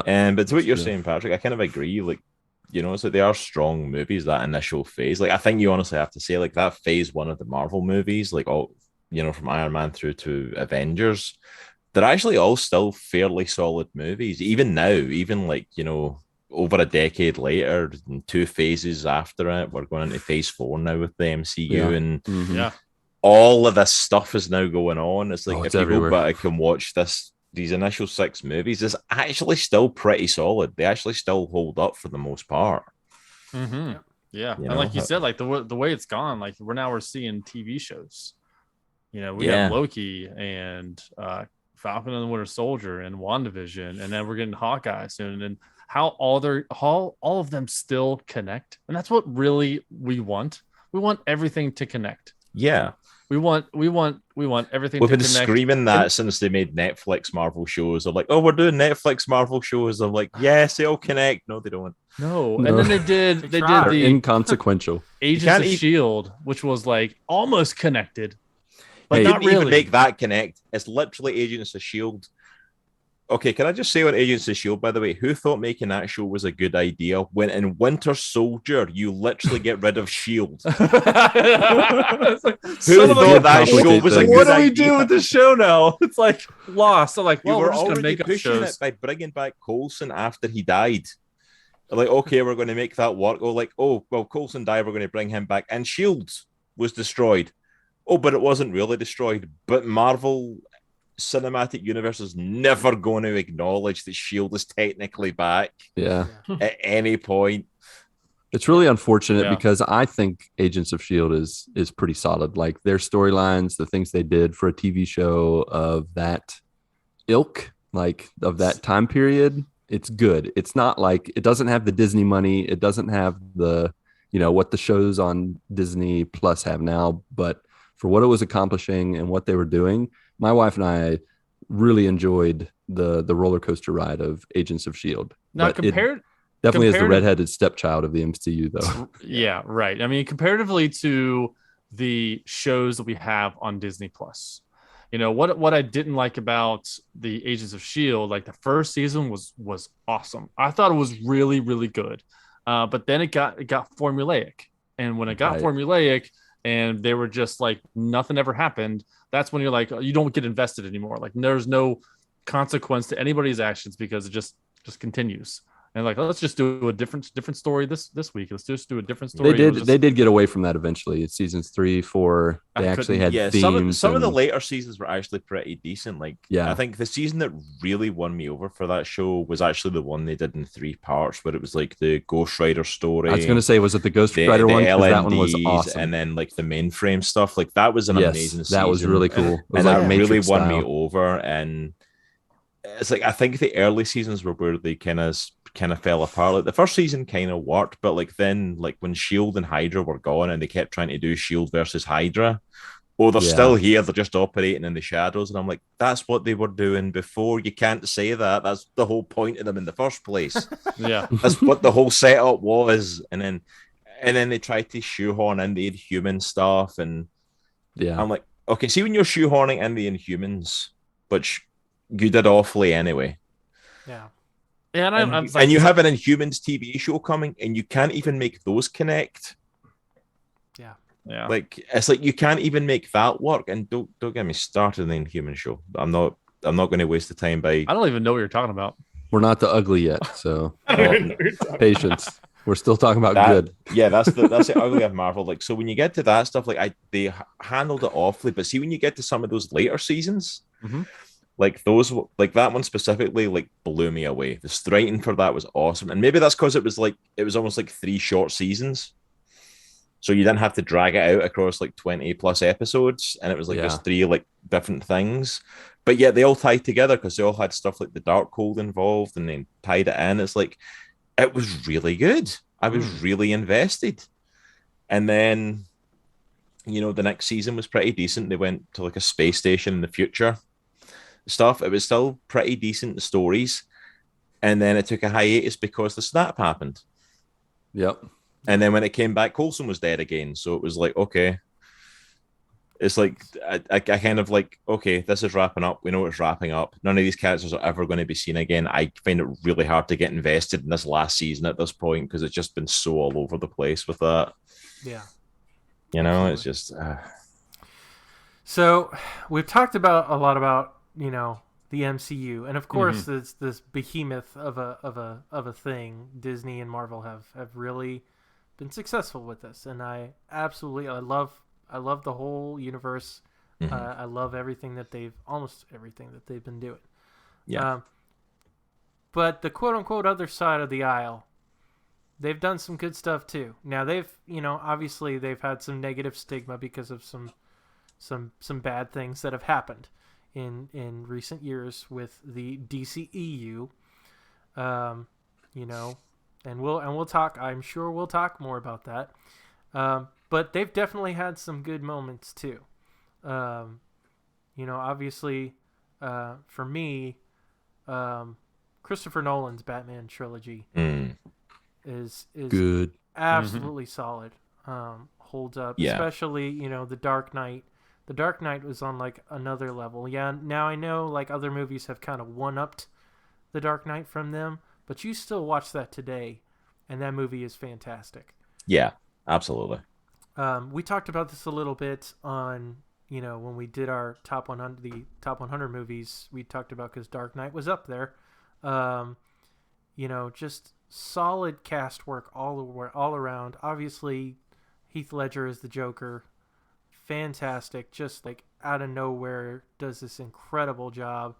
Does a Joker like we've never seen before.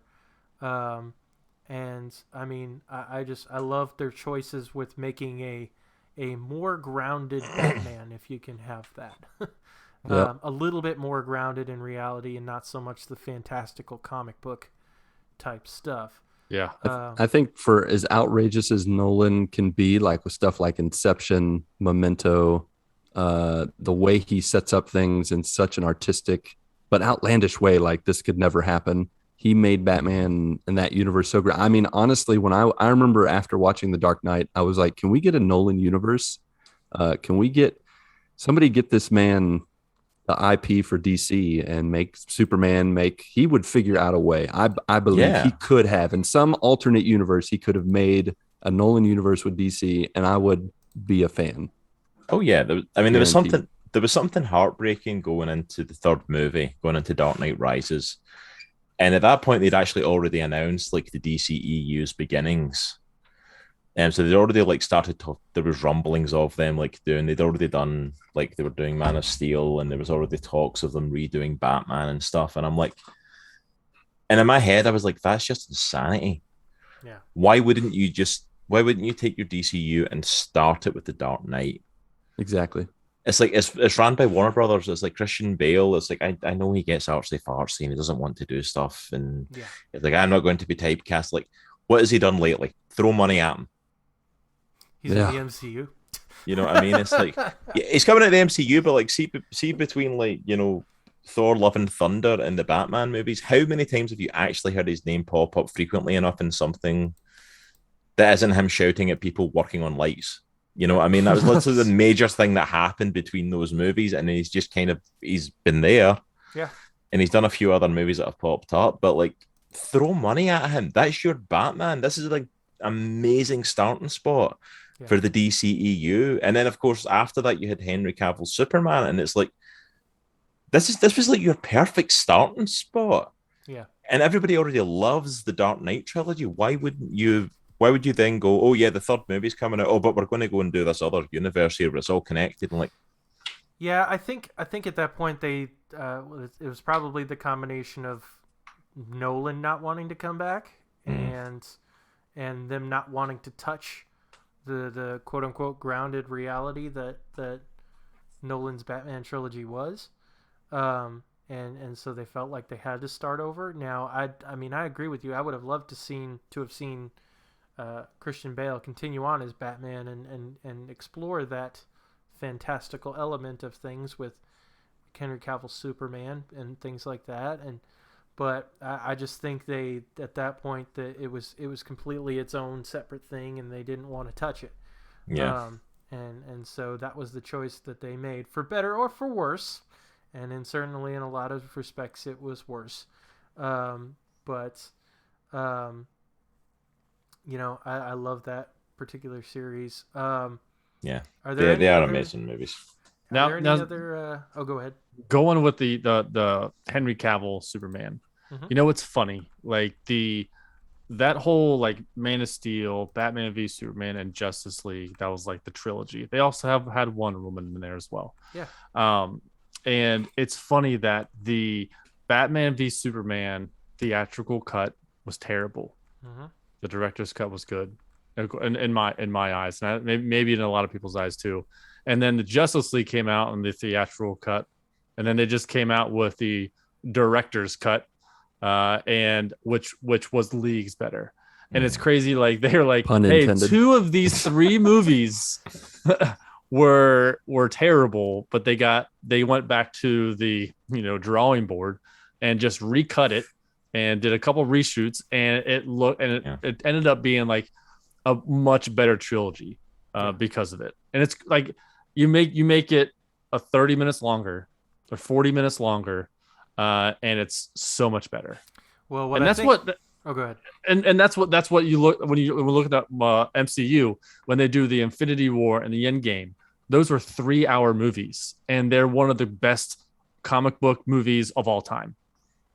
Yeah, yes, absolutely. they were a culmination of 25 movies, but which was really neat, anyways. Yeah. But you throw more at it. You don't just try to rush through an hour and 45 minutes of a comic book. No, we're comic book nerds. We want more introspective. We want more story. We want more exposition. If the movie's good enough, we'll sit for that long. If the movie's legitimately that good, we will sit for 4 hours. We will sit.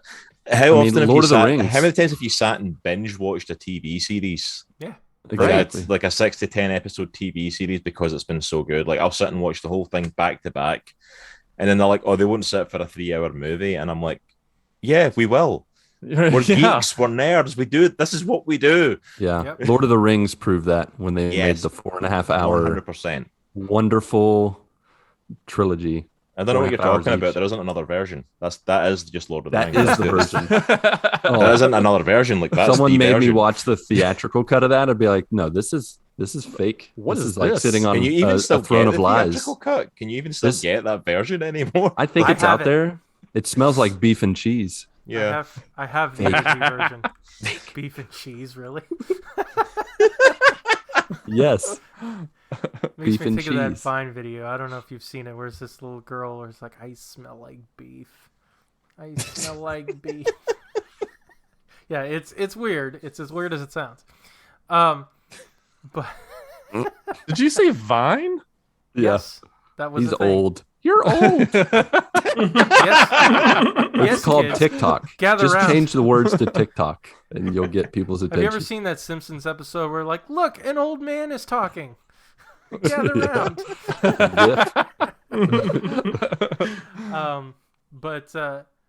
I lost my train of thought. Shoot. Okay. Ronnie, yeah. what do you Beef think and is cheese. good? You think beef and cheese is good? I do think beef and cheese is pretty good, but Superhero stuff. Let's hear it. I mean, some of the later MCU movies like Ragnarok, and I mean, the like humor. Endgame. Honestly, like Infinity War and Endgame are 2 of the best movies I think I've ever seen. So Cross doesn't know this, but Cross, I think like 3 years ago, maybe, I hadn't seen any Marvel movies. The first one I saw in the MCU was Infinity War, actually. Madness. Okay, I've been waiting to ask someone this. What was that like? Like, because I've always It like, was still good, because honestly. I've always wondered, like, I didn't know anything. wondered, like, when they done stuff for Infinity War, I was like, oh, people are going to see this, and apparently they've never seen the other movies, and I'm like, how do you go into this with like 20 like odd movies beforehand, like setting stuff up? You don't need to watch all 20, obviously, but there's quite a bit of setup. How do you go into Infinity War without that? Actually, truth be told, I think I started dating my fiance. That was like early on, and I probably just would have went wherever she wanted to go. I mean, like we all know how it is. Like we just would have followed wherever it was. That's a fair enough reason. That's what happened. I can't argue with that. and then I ended up like we went back through and started watching all of them again. So I kind of caught back up, and by the time I watched Endgame, like I had actually seen them. So nice through. That's impressive. I got to give you that. That's impressive. Seeing Infinity War first and then like binging through to catch up to get. It was to Infinity War. Infinity War on its own island without any prior knowledge was good enough to get me to watch like 20 movies. and imagine how that was. I mean, like I am jealous because I watched it from 2008 and all the way through 2019 or 2018. You know, and you were able to watch every single movie within a year. Yeah. That's just like it was awesome, man. But the awesome. first experience, we really binge the MCU on a Yeah. first watch, and like seeing 2008 when Iron Man dropped, I would have killed for that. right. Like, how much people Yeah. freaked out in 2008 in that first end credit scene when people realized it was there, and Nick Fury shows up and says, "I want to talk to you about the Avengers." I'm like that blew my mind in 2008. Yeah. For sure.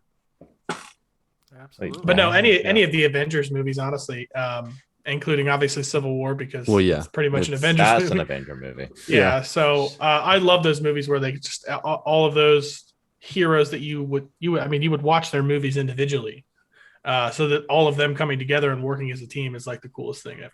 Now I tell you what Marvel did, and it's not a new thing, but they pretty much like put their stamp on the after credit scenes, mid credit scenes, and after credit scenes. Oh yeah. And if nowadays, if I watch a movie and there is not an after credit scene, it's disappointing. It's Forget so it. strange. Immediately It's weird. gets down a point on my Richter scale. Yeah. Like, this is ridiculous. we went to see Fast and Furious. That was like one of the first. No, Fast Furious 9. I don't remember which one it's called. The latest Fast and Furious. Yeah, movie. the F9's Family 9. Yeah, the Family 9. We watched that in the theater. That was like our Movies are first ridiculous. movie watching in the theater since COVID and pandemic. And it got to the credits, and Mindy and I just sat there. We were like, well, we got to watch till the end. There might be after credit scene or whatever. And a lady who worked there came up. They turned on the lights and they're like, "There's no after credit scene." We're like, "You gonna pull us out of these chairs? We're not going anywhere, people." It's like, It's I don't know what you- 2021. Yeah. There needs to be after credit scene. We're has not to getting be. tricked again. Yeah, It's they're like- not tricking us. We want that's the thing, everything it'd to be be one- connected. It'd be one thing if it was a solo movie, but when there's something like the Fast and the Furious stuff, like, no, this is a franchise. Yeah, you never They, know. they, they need to advertise what's coming next because we know there's going to be another one. Like, surely there must be a. Create Yeah. some buzz already. Yeah, It's the land I before don't, I time don't care of if it's a movie cars. where everybody dies. Show me something else. What happens? it's like- Where's- you know? Marvel Show me has spoiled us for like setting up what's to come. Like, I desperately want to see in Kevin Feige's office. Like, Oh, I yeah. want to Be a see fly the on the wall. boards and Wanna the be strings in that the he's room got where and how the- everything the is yarn and connected. string connecting everything. I want to see his office. Like, you're going to go in there, it's going to be like one of those like maze games where it's like they put string across, you have to try and get across the room. Yeah, exactly. It's like it's going to literally be like that, where like if you want to speak to him, you have to get through like the MCU that he's got set up. Like, he knows where everything's going, and I'm like, how does he know all this stuff? Like, it's So- crazy. Along that point, and just flipping back to the other side again a little bit. Working on some balance. It was actually pretty cool. I don't know That's if you all they saw should these be. pictures. Yes. I don't know if you saw these pictures, Cross, of some things that Zack Snyder had posted right around when the Snyder Cut was happening.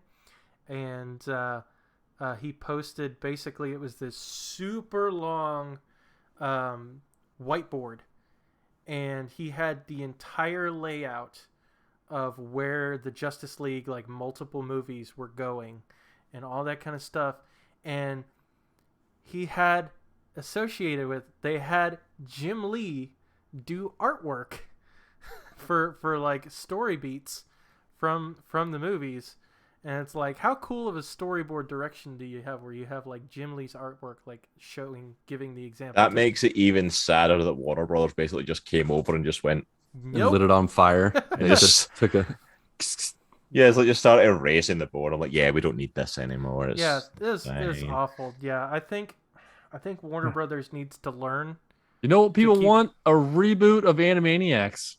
It's like, come on, where are all the superhero movies? Yeah. Oh, they announced them all. They have plans for them all. They just aren't making any traction with them. Like when the DCU first dropped, they announced like something like 25 movies. Yep. And nothing's happening with any of them. And Well, it's like, they're trying to get back on it at least now. How they're connected, in what way, and all that kind of stuff. Obviously, movies like The Flash and stuff will. I think when they do the time. Flash, I think it's really, they're gonna like reboot things. I hope they reboot things and they're like, all right, let's just start over. This is the perfect opportunity to start over with the Flash. I mean, because like they just did.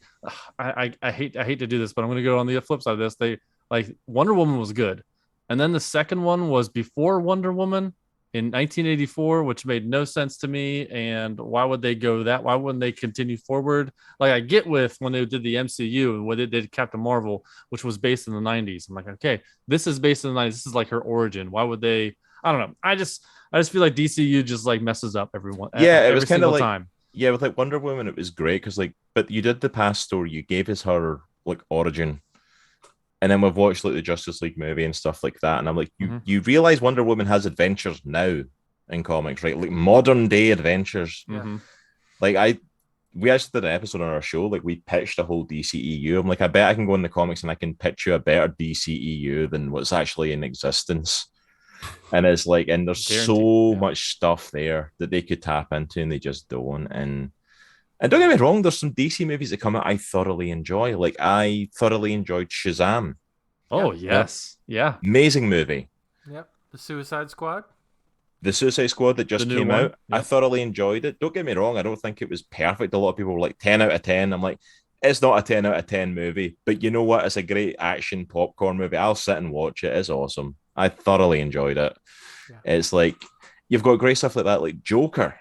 You released Joker and then went, oh, it's not DCEU canon. Like, find a way to make it as one of the best movies you've made since the DCEU started.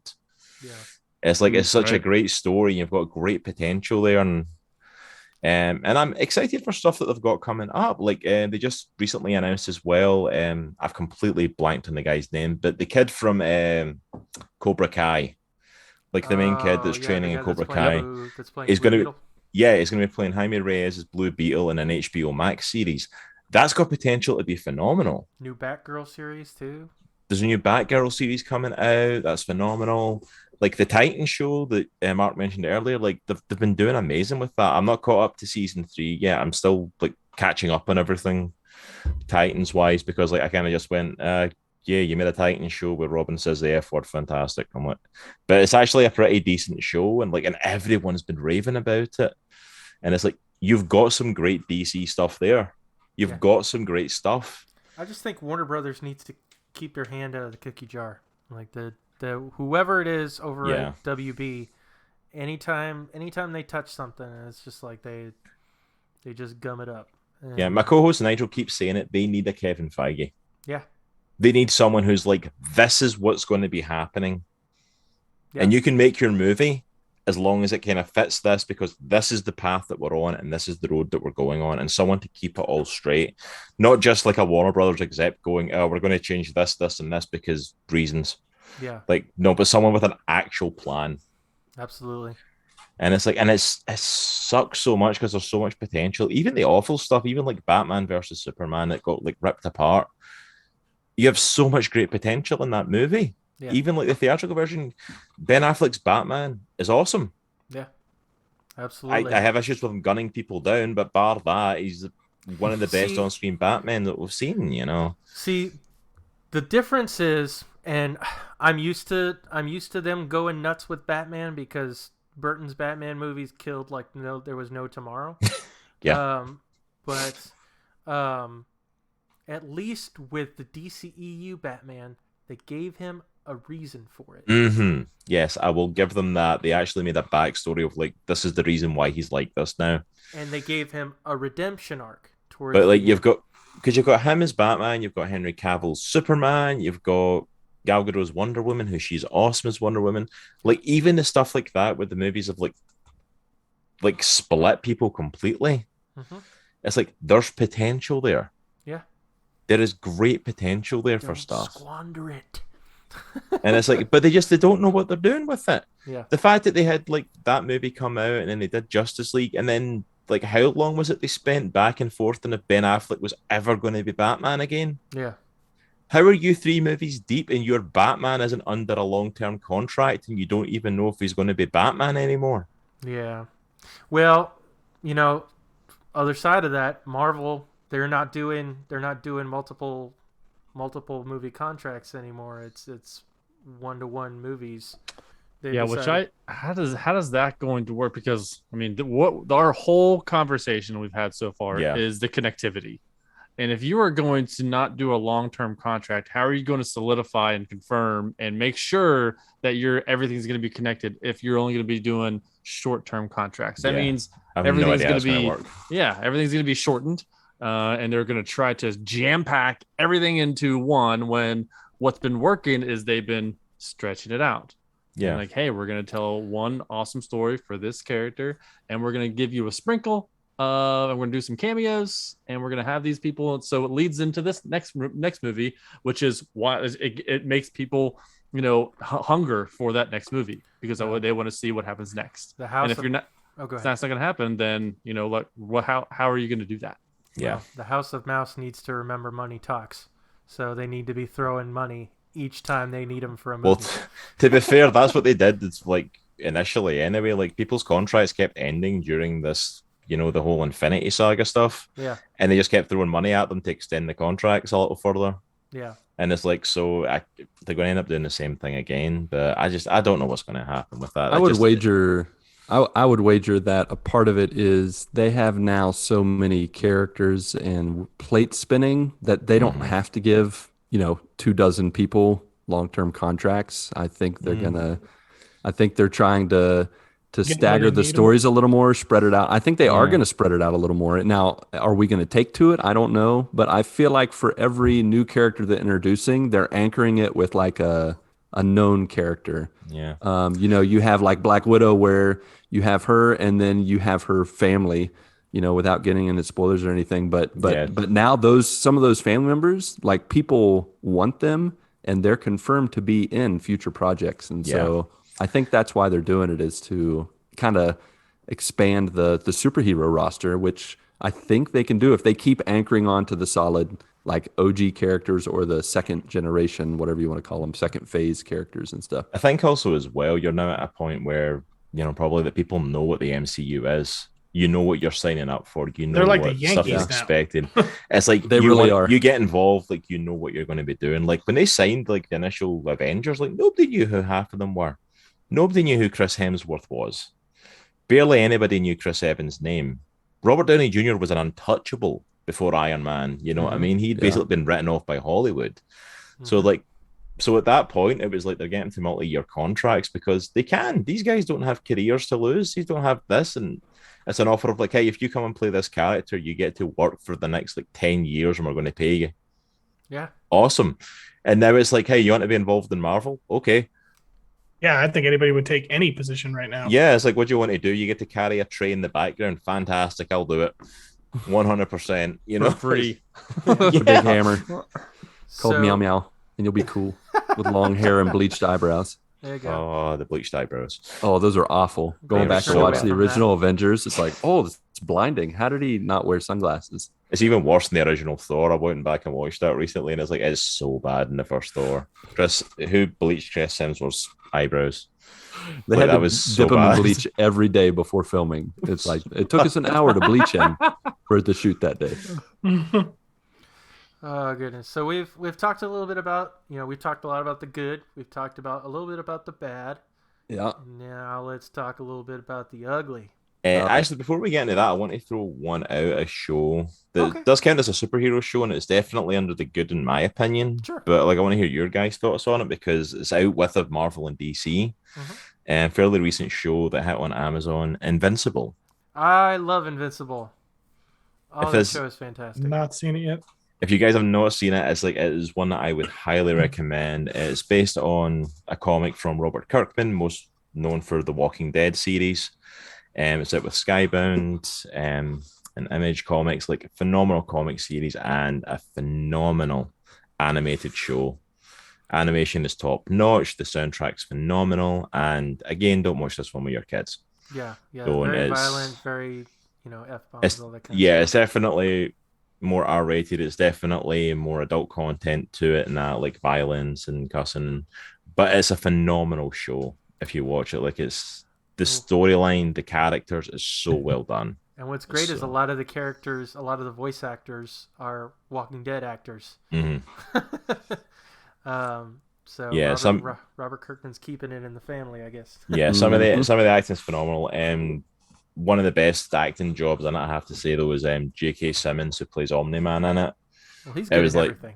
Yeah, he's phenomenal in everything, but he's in this, and he probably steals it for me in a lot of the stuff. But It's like everything about it's phenomenal. So if it's one you guys haven't watched, I want to throw that one out there. It's on Amazon Prime and it's phenomenal. It's well worth watching. Yep, heard good things. Absolutely.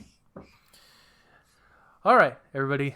Everybody said their piece. Otherwise, Yeah, I do want to help transition to the bad and the ugly. I mean, we've kind of we've like hopped between good and bad. yeah. But to help transition to ugly, I want to talk about superhero, I don't want to say IP, but like shows and movies that started out like so good and then they just Fell off. teetered off into oblivion. The first one I want to say is Heroes, a non-MCU, a non-DC.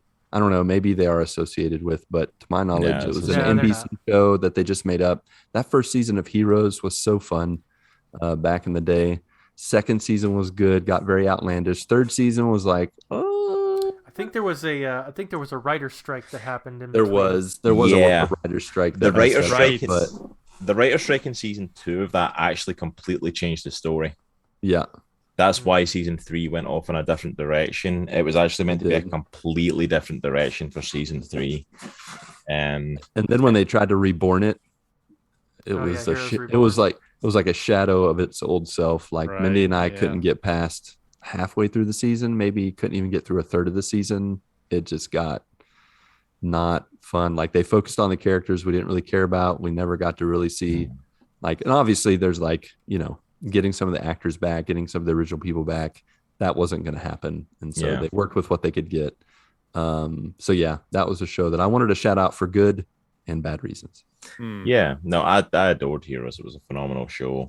Like that first season just was absolutely brilliant. And Save the cheerleader, save the world. like seriously though, that phrase was everywhere. Yeah. That phrase was I loved Hero. everywhere. Yeah. And it's like, and there was some great moments in that show. It's sad it teetered off. And then I watched all of like Heroes Reborn when it came back because I was just so excited it was back. And I'm like, Yeah. okay, maybe this is it. And it's like, you could tell watching it, this was kind of like the last, like trying to wrap up everything for these characters. Yeah. And it didn't. I enjoyed what it was, but it just wasn't phenomenal. It kind of just petered off at the end, and it was like, okay. Yep. Yep. I'm gonna sandwich this. And the same Give us show a sandwich. is all good, bad, and ugly. And this is also not MCU. This is also not DCU, but this is MMPR EU. This is like the Mighty Morphin Power Rangers. Oh, The I don't best superhero group of all time. I don't know what you're talking about. That's all good. That's just good, like, man. That's, you go. So like when I'm growing up, I am 10 years old and I'm like, this is phenomenal. This is exactly what I want. And Green Ranger, White Ranger, Gold Ranger, all that stuff. I go back and watch it. I'm like, ooh, this is rough. This is really, really rough. This is every single episode is just like just nothing. I mean, it's just like fighting Zords and it's over. Yeah. I'm Definitely like, had a formula. I was like, Oh, and the Zords episodes or the Zord scenes were like a minute, like of the entire episode. I was like, man, this is the best part, and it was only for a minute, maybe not even a minute. yeah. But You gotta yeah. understand, like, that footage of like all the Zords is cut from Japanese footage. they redid all there was multiple scenes throughout the entire first season where it's like, I thought I've seen this scene before. Oh yeah. It's Oh, all yeah, the the same same Japanese kick. footage that's been redone. the same sparks coming off of them when they kick them. It's like 3 minutes of the Zords coming in and music's going, it's going crazy. They're jumping in, they're saying, "Go, let's do this." All powers up, and then they get out the sword and it's over. I'm like, what? Yeah, It's like all this build up and there's no fight. because they had to cut out all the I- actors that weren't there. I need to geeky show us off. Give me a sec. I need to, since we're talking Power Oh Rangers. snap! he's got some Power Ranger What stuff in the always background. used to drive me nuts about the If you listen in the podcast, won't be able to see this, but I'm on video with the guys, so they can It see works. this. Like Yeah. You can I'm describe a it. Power Rangers fan. nice. Oh, so Yeah. beautiful. Ooh, it's You signed. know what? Signed by Jason David Frank, the original Green and White Ranger. So good, so good. Gold Ranger. Hey. Yeah, Here, buddy. look, I'll show you the legs of my Power Ranger right here. Go Power Rangers. It's like, I'm a Power so- Ranger. I also have a Funko Pop just behind me there of Lord Draken from the comic run Yeah. and So stuff. there's And it's like, I'm a Power Rangers guy. I'm all in. Jason David Frank is I backed him on Kickstarter. He's doing like the Legend of the White Dragon. Yeah, the Legend of the White Dragon. I've seen all this And stuff for that. they are like in the middle of filming and all that stuff. It's probably not going to come out until like 2023, but it's just like, hey, the original Green Ranger is making a movie with all these previous Power Rangers actors from multiple seasons, and you're seeing like the original Adam from I think it was season 3. I think Billy from the season 1 I think he's in it as well. But there's like they're bringing back all these characters and actors for this one big huge movie that's going to be, it's basically a feature film that's also a fan film at the same time. He's all in for the geeks and the fans and all that stuff. He's like totally sold into all of that. So he's come back so many times on the show. Like I think he's probably the one who's come back the most. Yeah, he comes back all the time to play stuff. What I love about Jason David Frank, like he owns it. Like he's like, I have fans that love this, and I'm gonna ride this until I die. Oh yeah, he's like, I'm a Power Ranger. I'm known for being a Power Ranger. Yeah, and I'm perfectly fine with that. Like, yeah, right. And it's like, and I love it that he does it. Like, there's people that are like, Ben Affleck as Batman. He's like, I want to forget about this. It's like, or Henry Cavill as Superman. I'm done with Superman. It's like Jason David Frank is not done with Power Rangers, and he never will be. And that's so awesome. So. And actually, massive shout out to him, actually. And it kind of transitions to talking about good and bad of like comic book stuff. Yeah. Valiant Comics, you guys may or may not know, is another like extended like superhero universe in the comics. A lot smaller company, a lot less known. Sure. They attempted to go to ferry into doing movies with Vin Diesel playing Bloodshot. Yeah. It was awful. Yeah. But before they did that, they did digital like online series featuring like the characters of the Valiant universe, and Jason David Frank actually played Bloodshot in that. I don't know if I can show it above me here. One of the comics I've got hanging above me there is actually up the top between JLA and Booster Gold is actually a Bloodshot comic with him as Bloodshot on the front cover, signed by him. That won. So cool. So if you're looking for a better version of Bloodshot, actually the Green Ranger played him, and he actually did a pretty amazing job at it as well. Nice. So y'all have gotten me excited about Power Rangers. So I'm going to go ahead and I'm going to announce it right now. You're a Power Ranger? Yes, that's it. We are the new Power Rangers. This is a new team. Yeah. Oh man, I did not come prepared. Welcome aboard, gentlemen.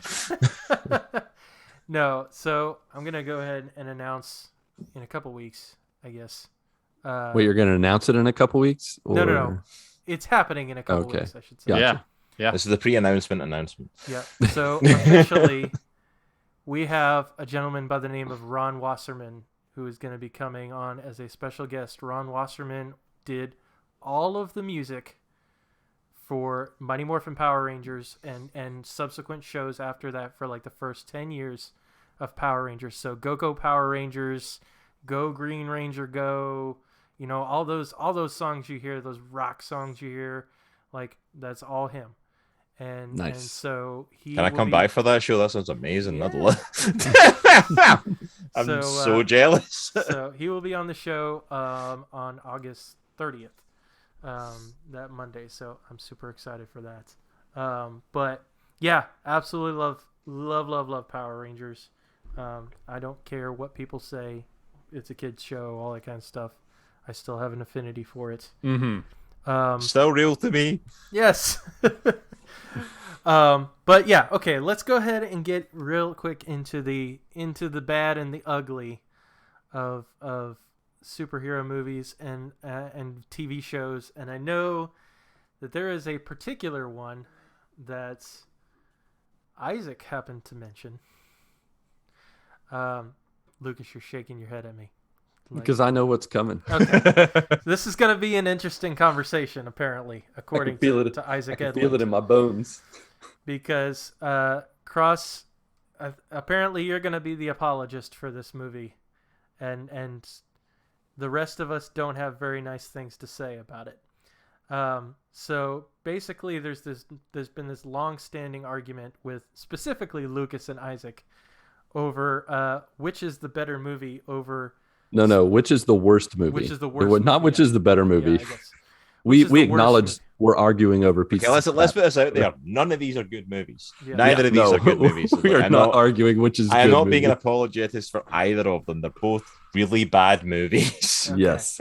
So, Spider-Man 3, the Raimi Spider-Man 3 versus the Amazing Spider-Man 2. So, we can go ahead and put our thoughts out on the line here. I know from my standpoint, I will pick Amazing Spider-Man 2 over Spider-Man 3 any day. I know you may have good thoughts about it, good opinions, but overall, like, I just can't. Spider-Man 3 makes me cringe much more than Amazing Spider-Man 2, and that to me makes it the worst of the two.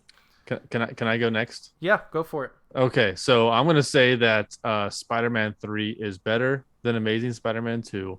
The only reason I say this, because both are equally bad, but Amazing Spider-Man 2 ends with a boss fight. End credits. It's like, what? Hold on, why he was this Rhino was going to be a part of the movie, and then like in the trailers. And it's Paul Giamatti too. Come on, seriously? So stupid. And it's like he's in the trailers, like, oh, we're gonna see Rhino, and he's in the last 2 seconds of the movie, and they're running at each other, and that's the end of the movie. I'm like, well, yeah, they're setting you up for Amazing Spider-Man 3, 2026. Yeah, I think that the point was he wasn't supposed to be done there. No, yeah, but he was, and so if there was like a Amazing Spider-Man 3 that came out 2 minutes after the movie ended, then I'd be like, oh, okay, all right, let's keep going. Well, yeah, because they had set up the Sinister Six or were trying to set up the Sinister Six. They forced in the Sinister Six, yes. Yeah. That's all right, that movie. That was so, the movie. My turn. We're just going to go back and forth. And Marc Lucas is happening. Okay, I'm just going to say 2 things about Spider-Man 3 of why it's so bad. One is I can handle bad villains. Like Venom's portrayal by Topher Grace is just cringy to the max. If you know what I'm saying. James Franco is fine. He's whatever. Sandman is actually a good villain in Spider-Man 3. But I can't forgive a bad like Peter Parker. When he gets symbioted and starts dancing and starts being like, "Oh, I'm emo," like that whole run. Well, that was I in the almost script. got out of the theater. I wanted to script. get out of the theater. Like I wanted to leave. And if I can recognize that as I think I was in college at the time. If I could be that angry about something, and to me, it's not even just the matter of how bad Spider-Man 3 is. It's how good Spider-Man 2 was, and how far down they fell. They set up something wonderful with Spider-Man 1, Spider-Man 2, and then they just lit the house on fire and just burn it to the ground with Spider-Man 3. Amazing Spider-Man 2, not good. Villains like the forced hobgoblin at the end, like creepy, cringy, just like Venom, is so bad. But I thought Andrew Garfield was a good Spider-Man. He was a little bit, over emotional sometimes, but he was a way cooler, I don't know, like really jabbing, joking, like really getting at you, getting on your nerves kind of Spider-Man that I really jived with. It was unfortunate that the way they did not pull off Amazing Spider-Man 2, didn't let it keep going. Yeah, so that's what I'll say about Spider-Man 3. So you didn't like the raindrops keep falling on my head like whole scene, like that was epic. I love that song. Right he ruined that song for the rest of my life. I grew up listening to that song. Like I had a little like music box that would play that song, and now all I think of is Spider-Man 3, and I cry myself to sleep. Okay, I gotta be honest, I don't think I've seen either Yeah. one of these, so Never Okay. see them. That's fair. I'm so It's not happy worth for it. No you, Ronnie. reason to. It's Yeah. really not worth it, to be honest with you. It's not. Okay, so I will say in response to what Lucas said, I do not disagree with anything he said. Like, Spider-Man 3 is an awful movie. It is not done well. Spider-Man 2 is one of the best Spider-Man movies that we've ever gotten, and they just dropped the ball. I am a huge Venom fan. They screwed it up massively. Topher Grace, who cast him as Venom? That was like awful. They better have been casting. fired. Yeah, wasn't Eddie Brock supposed to be this like big, huge, like football jock kind of guy, and they Yeah. give Topher Sort Grace of, Like, yeah. the like reins? legitimately, back when that movie came out, me and my friend back in Scotland were like, we're fan casting who would love to see as Venom, and literally size wise, maybe not acting ability, but size wise alone, we were both thinking, what about Brock Lesnar? Like yeah, he's this something like big that. beast of a guy, like For The his Rock. head- you know, he's some Exactly. big, massive monster of a man. At the very least, once he had the symbiote. So, and don't get me wrong, like emo Peter is 100% cringeworthy. He's all that stuff. I do not deny any of that. At the same time, I do now looking like at the time it came out, it was the worst movie ever. But looking back on it now, I look on it in the same way that I look on like Batman and Robin. It's not a good movie by any lengths, but I can honestly put it on and have a good time because of how cringeworthy bad it is and have a laugh at it. Amazing Spider-Man 2 is just bad. It's like everything about it, like even the story of it, doesn't make sense. You talk about how like Andrew Garfield was an amazing Spider-Man. He was. The problem is he's Peter Parker for most of the movie. And Tobey Maguire is a better Peter Parker. I will argue that. Andrew Garfield's a better Spider-Man, but Tobey Maguire was a better Peter Parker, and we Yeah, get him as I give you Peter that. Parker for most of the movie. I don't want that. I want like the best scene that can describe Andrew Garfield's Spider-Man is in the first Amazing Spider-Man movie when he's like getting the first time he ties someone up when it's the guy in the car and he's sitting in the back seat and it's like and he just starts quipping and jabbing and he's flipping all around the car. He starts webbing him up outside it. That's Spider-Man. And that's removed to completely focus on this storyline of Peter and Gwen and dealing with her wanting to move away and go to school. And I get Peter Parker and Spider-Man comics and stories all have that teen melodrama stuff part to it. That's part and parcel. But like that was the movie. If you literally removed the costumes, I would never have known this was a Spider-Man movie because of that. And then the stuff that they throw in is Electro. Jamie Foxx is Electro, and I'm like, wow, we've never seen that type of person in a movie before, in a superhero movie. A geeky, nerdy guy who's really, you know, smart, but kind of nervous and socially awkward and bad at their job, and then all of a sudden something happens, and they're a villain. Yeah. That's never It's been very done original. before. I've never seen that happen ever. Never ever in happened. the year that came out. And then, of course, we get the introduction of Norman Osborn, one of the biggest villains in Marvel. Gets killed in the first 20 minutes by a random disease that he has. I'm like, okay, so we're going to focus on Harry for this. Harry has a mental breakdown in his early 20s because he's genetically got the same disease that killed his father in his 60s. And I'm like, I'm going to die. Why won't you give me your blood, Spider-Man? I'm like, I need to take it. I need to take, inject that into me right away. I'm like, you have time to investigate this. It took like another 4 decades before your dad died. You're not dying now. There is no reason to rush this. And then you turned himself into the Hobgoblin just so we had a villain for the end of the movie to set up the Sinister Six stuff. Yeah. Because that's what everything was. It was rushing to set up a Sinister Six movie that, thank God, we did not get. Yes. Because it would have I'm very been happy awful. they didn't get it. It's true. We're going to do a Sinister Six movie without Spider-Man. Why? You own Spider-Man. You're Sony. Why are you doing a Sinister Six movie without him? Why is that something we're planning? Why are we setting it up in a Spider-Man movie? Please just stop. And then just randomly as well, we're going to throw in, hey, here's Paul Giamatti as Rhino. I love funny. Paul Giamatti. I think he's amazing.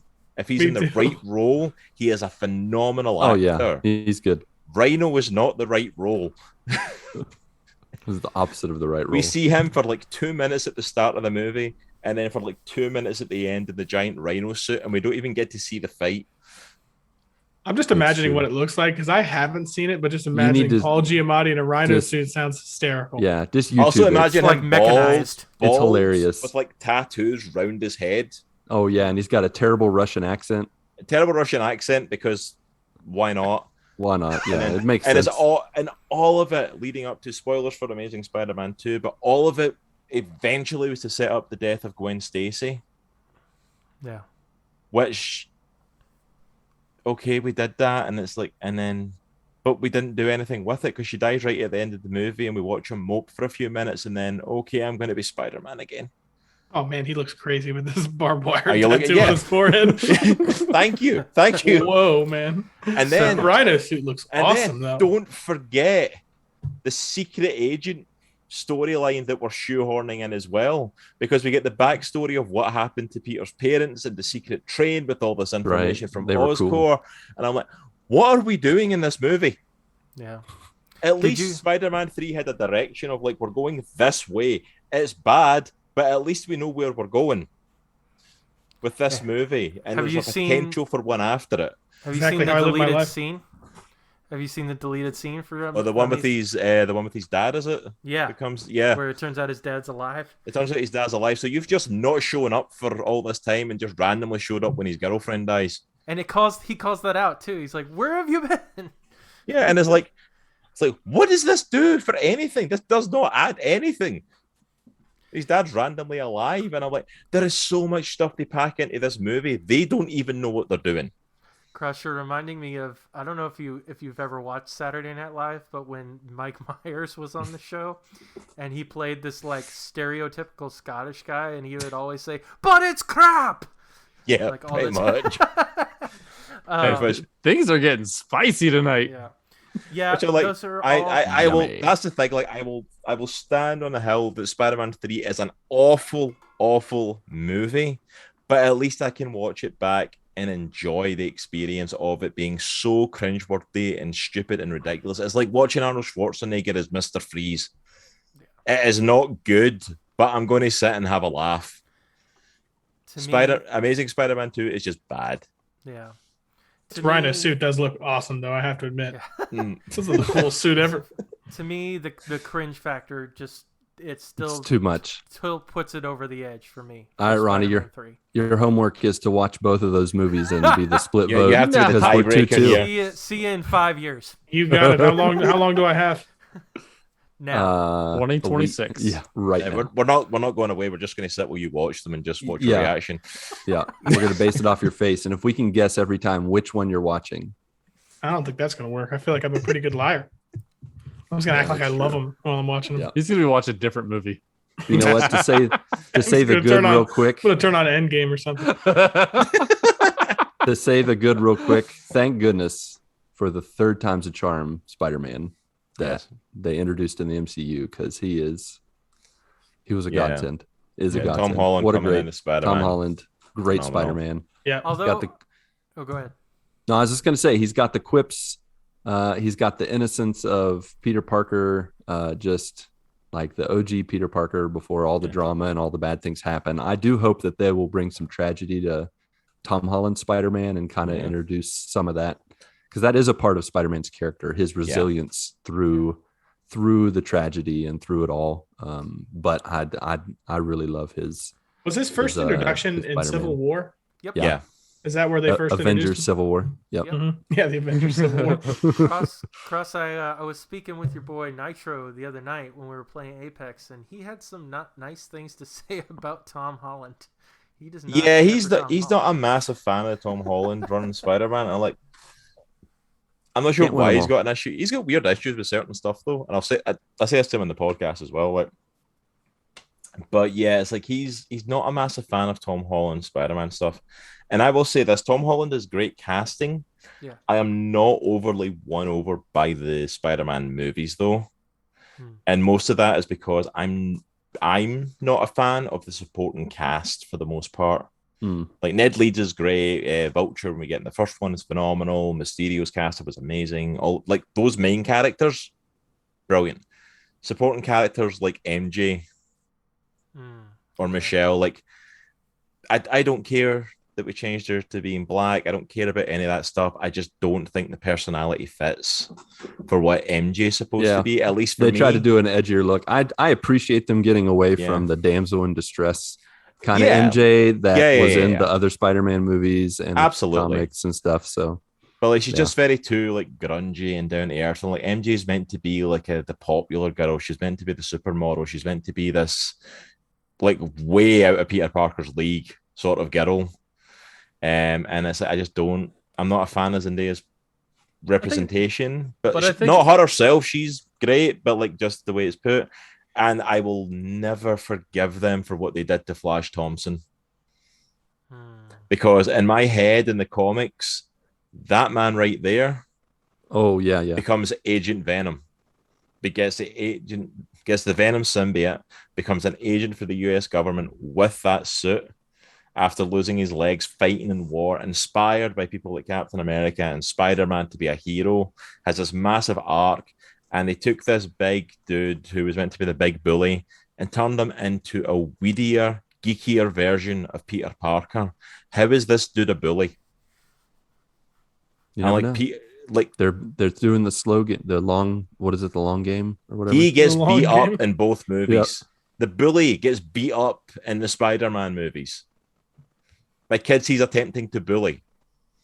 Yeah, it's like, no. I'm like, I can see what you're doing, trying to modernize stuff, but I'm like, in my head, I'm thinking, like, I love Spider-Man, but like, I'm wanting to see that future possibly come through, and it's like, no, I'm not a fan of that supporting cast. Holland himself, amazing. Yeah. He's a great Spider-Man. I love him in the Avengers movies. I love him himself in the Spider-Man movies. I love the villain casting. I think it's been awesome, but yeah, that supporting cast, I'm not a massive fan of personally. Sure. I got you. Well, guys, I think we might need to be wrapping this up because we have talked and talked, which is not a bad thing at all. I should have forewarned you. I tend to ramble and rant a little bit when I get going. It's all good. That's what the show's all about. No rules. That's right. As is tradition. Mm-hmm. Oh, last honorable mentions? Series. Last ugly throw it out one. There. And Humans sucks. And Humans TV show sucks. It is the one Marvel property I have not been able to fully complete. I got halfway through and literally thought, why am I doing this to myself? I legitimately said that to myself in my head. I'm like, why am I doing this to myself? Why am I torturing myself pushing through this? It's not worth it. It's that bad. Mm-hmm. I heard some of those Netflix shows like Iron Fist was pretty Iron bad. Fist as well. I didn't watch it, but I heard Simple Reason. Not good same things. Creator. Oh really? The guy that did Iron Fist season 1 was the guy that went and did Inhumans. They are both awful. Ugh. So I forgot about Iron Fist. Thanks for bringing it back up. You're welcome. It's so bad. If you take nothing else from this episode, Inhumans are bad. Inhumans sucks, and so does Iron Fist. Don't watch them. It's not worth it. Oh man, that's great. All right. Well, that is all for this romp in the Great Wild West through the good, the bad, and the ugly of superheroes in movies, films, TV, television series, and all that jazz. As is tradition, very quick housekeeping. Towels, pillows, candies, all that stuff. We need to do some quick plugs. Cross, where can our joiners find you in the World Wide Web, on streaming, on podcasting? Throw out some information that we will also include in the show notes. Thank you so much. So for the podcast, we do have audio versions of that pretty much everywhere that you can get your podcast, iTunes, Spotify, all those sorts of good places. Our main home is, of course, on Twitch, twitch.tv/comics in the cross. On Sundays, we live stream our podcasts there at 2 p.m. Eastern. I also play games Monday night, 8:30 Eastern time, playing through storyline games mostly, at the moment doing Kingdom Hearts. And if you're into doing a little bit of artwork in the geeky world, my co-host Nitro is an artist. He does all the art for our channel and stuff, but he does a live art stream on Tuesdays at 8:30 p.m. Eastern. He is good. He is really good. And that Red Hood piece that you guys see behind me there, that's actually him. Jesus. He did that. Yeah, the Red Hood Jesus. The Red Hood Jesus behind me, he actually did that. But he did that. The guy's phenomenal. You can check it out on social media. You can find us on Facebook, Twitter, Instagram. For Comics and the Cross, just search that in. We should come up, except for on Twitter, it's Comics and Cross, because Comics and the Cross is too long, apparently, to fit as a Twitter name. So it's just Comics and Cross there, and you can get us on there. Sweet. All right. That is fantastic to know. For us, of course, you can check us out on Twitch. We have a little GMG stream team with Marc, myself, and Chris, the Canadian Rock. We stream pretty much every day of the week, and it goes from everything from our GMG VGBC games, like current one is Days Gone, and then we do some multiplayer games like Borderlands 2. Marc definitely is working on that old Apex every day, Fortnite a little bit, and then Splitgate is becoming, I think, a more regular game. So check us out. Hades, I'm definitely streaming every day of the week, except maybe Sundays in a few days, but for the most part, been loving that. And then, of course, we're on Twitter and Discord. You can find us there. Please rate and review us if you get a chance to throw some stars and some encouraging words. We would appreciate that. And we are continuing to build our GMG MAST 100, but we're going to hold that off till next week. And we're going to be throwing 2 songs each at you next week. That might be our topic. It's just our picks have to be of the week. So we will catch you with that next week and keep the good times rolling. All righty then. Pat, Marc, Ronnie J, and Paul, is it? Paul McLean. Who is Paul McLean? Paul McLean. Paul McLean. I was just kidding. Thanks again. I love how they didn't have to Cross, say anything. They all hold you up and say, yeah, they're like, it's McLean. Just like Die Hard. Well, once we were like, we've offended the guests. Now we need to fix it. Alrighty then. Everybody who's here and present, you joiners as well, our beloved friends, family, and such, go get your good morning this week. And may God bless and guide your lives as you live, as you work, and as you game.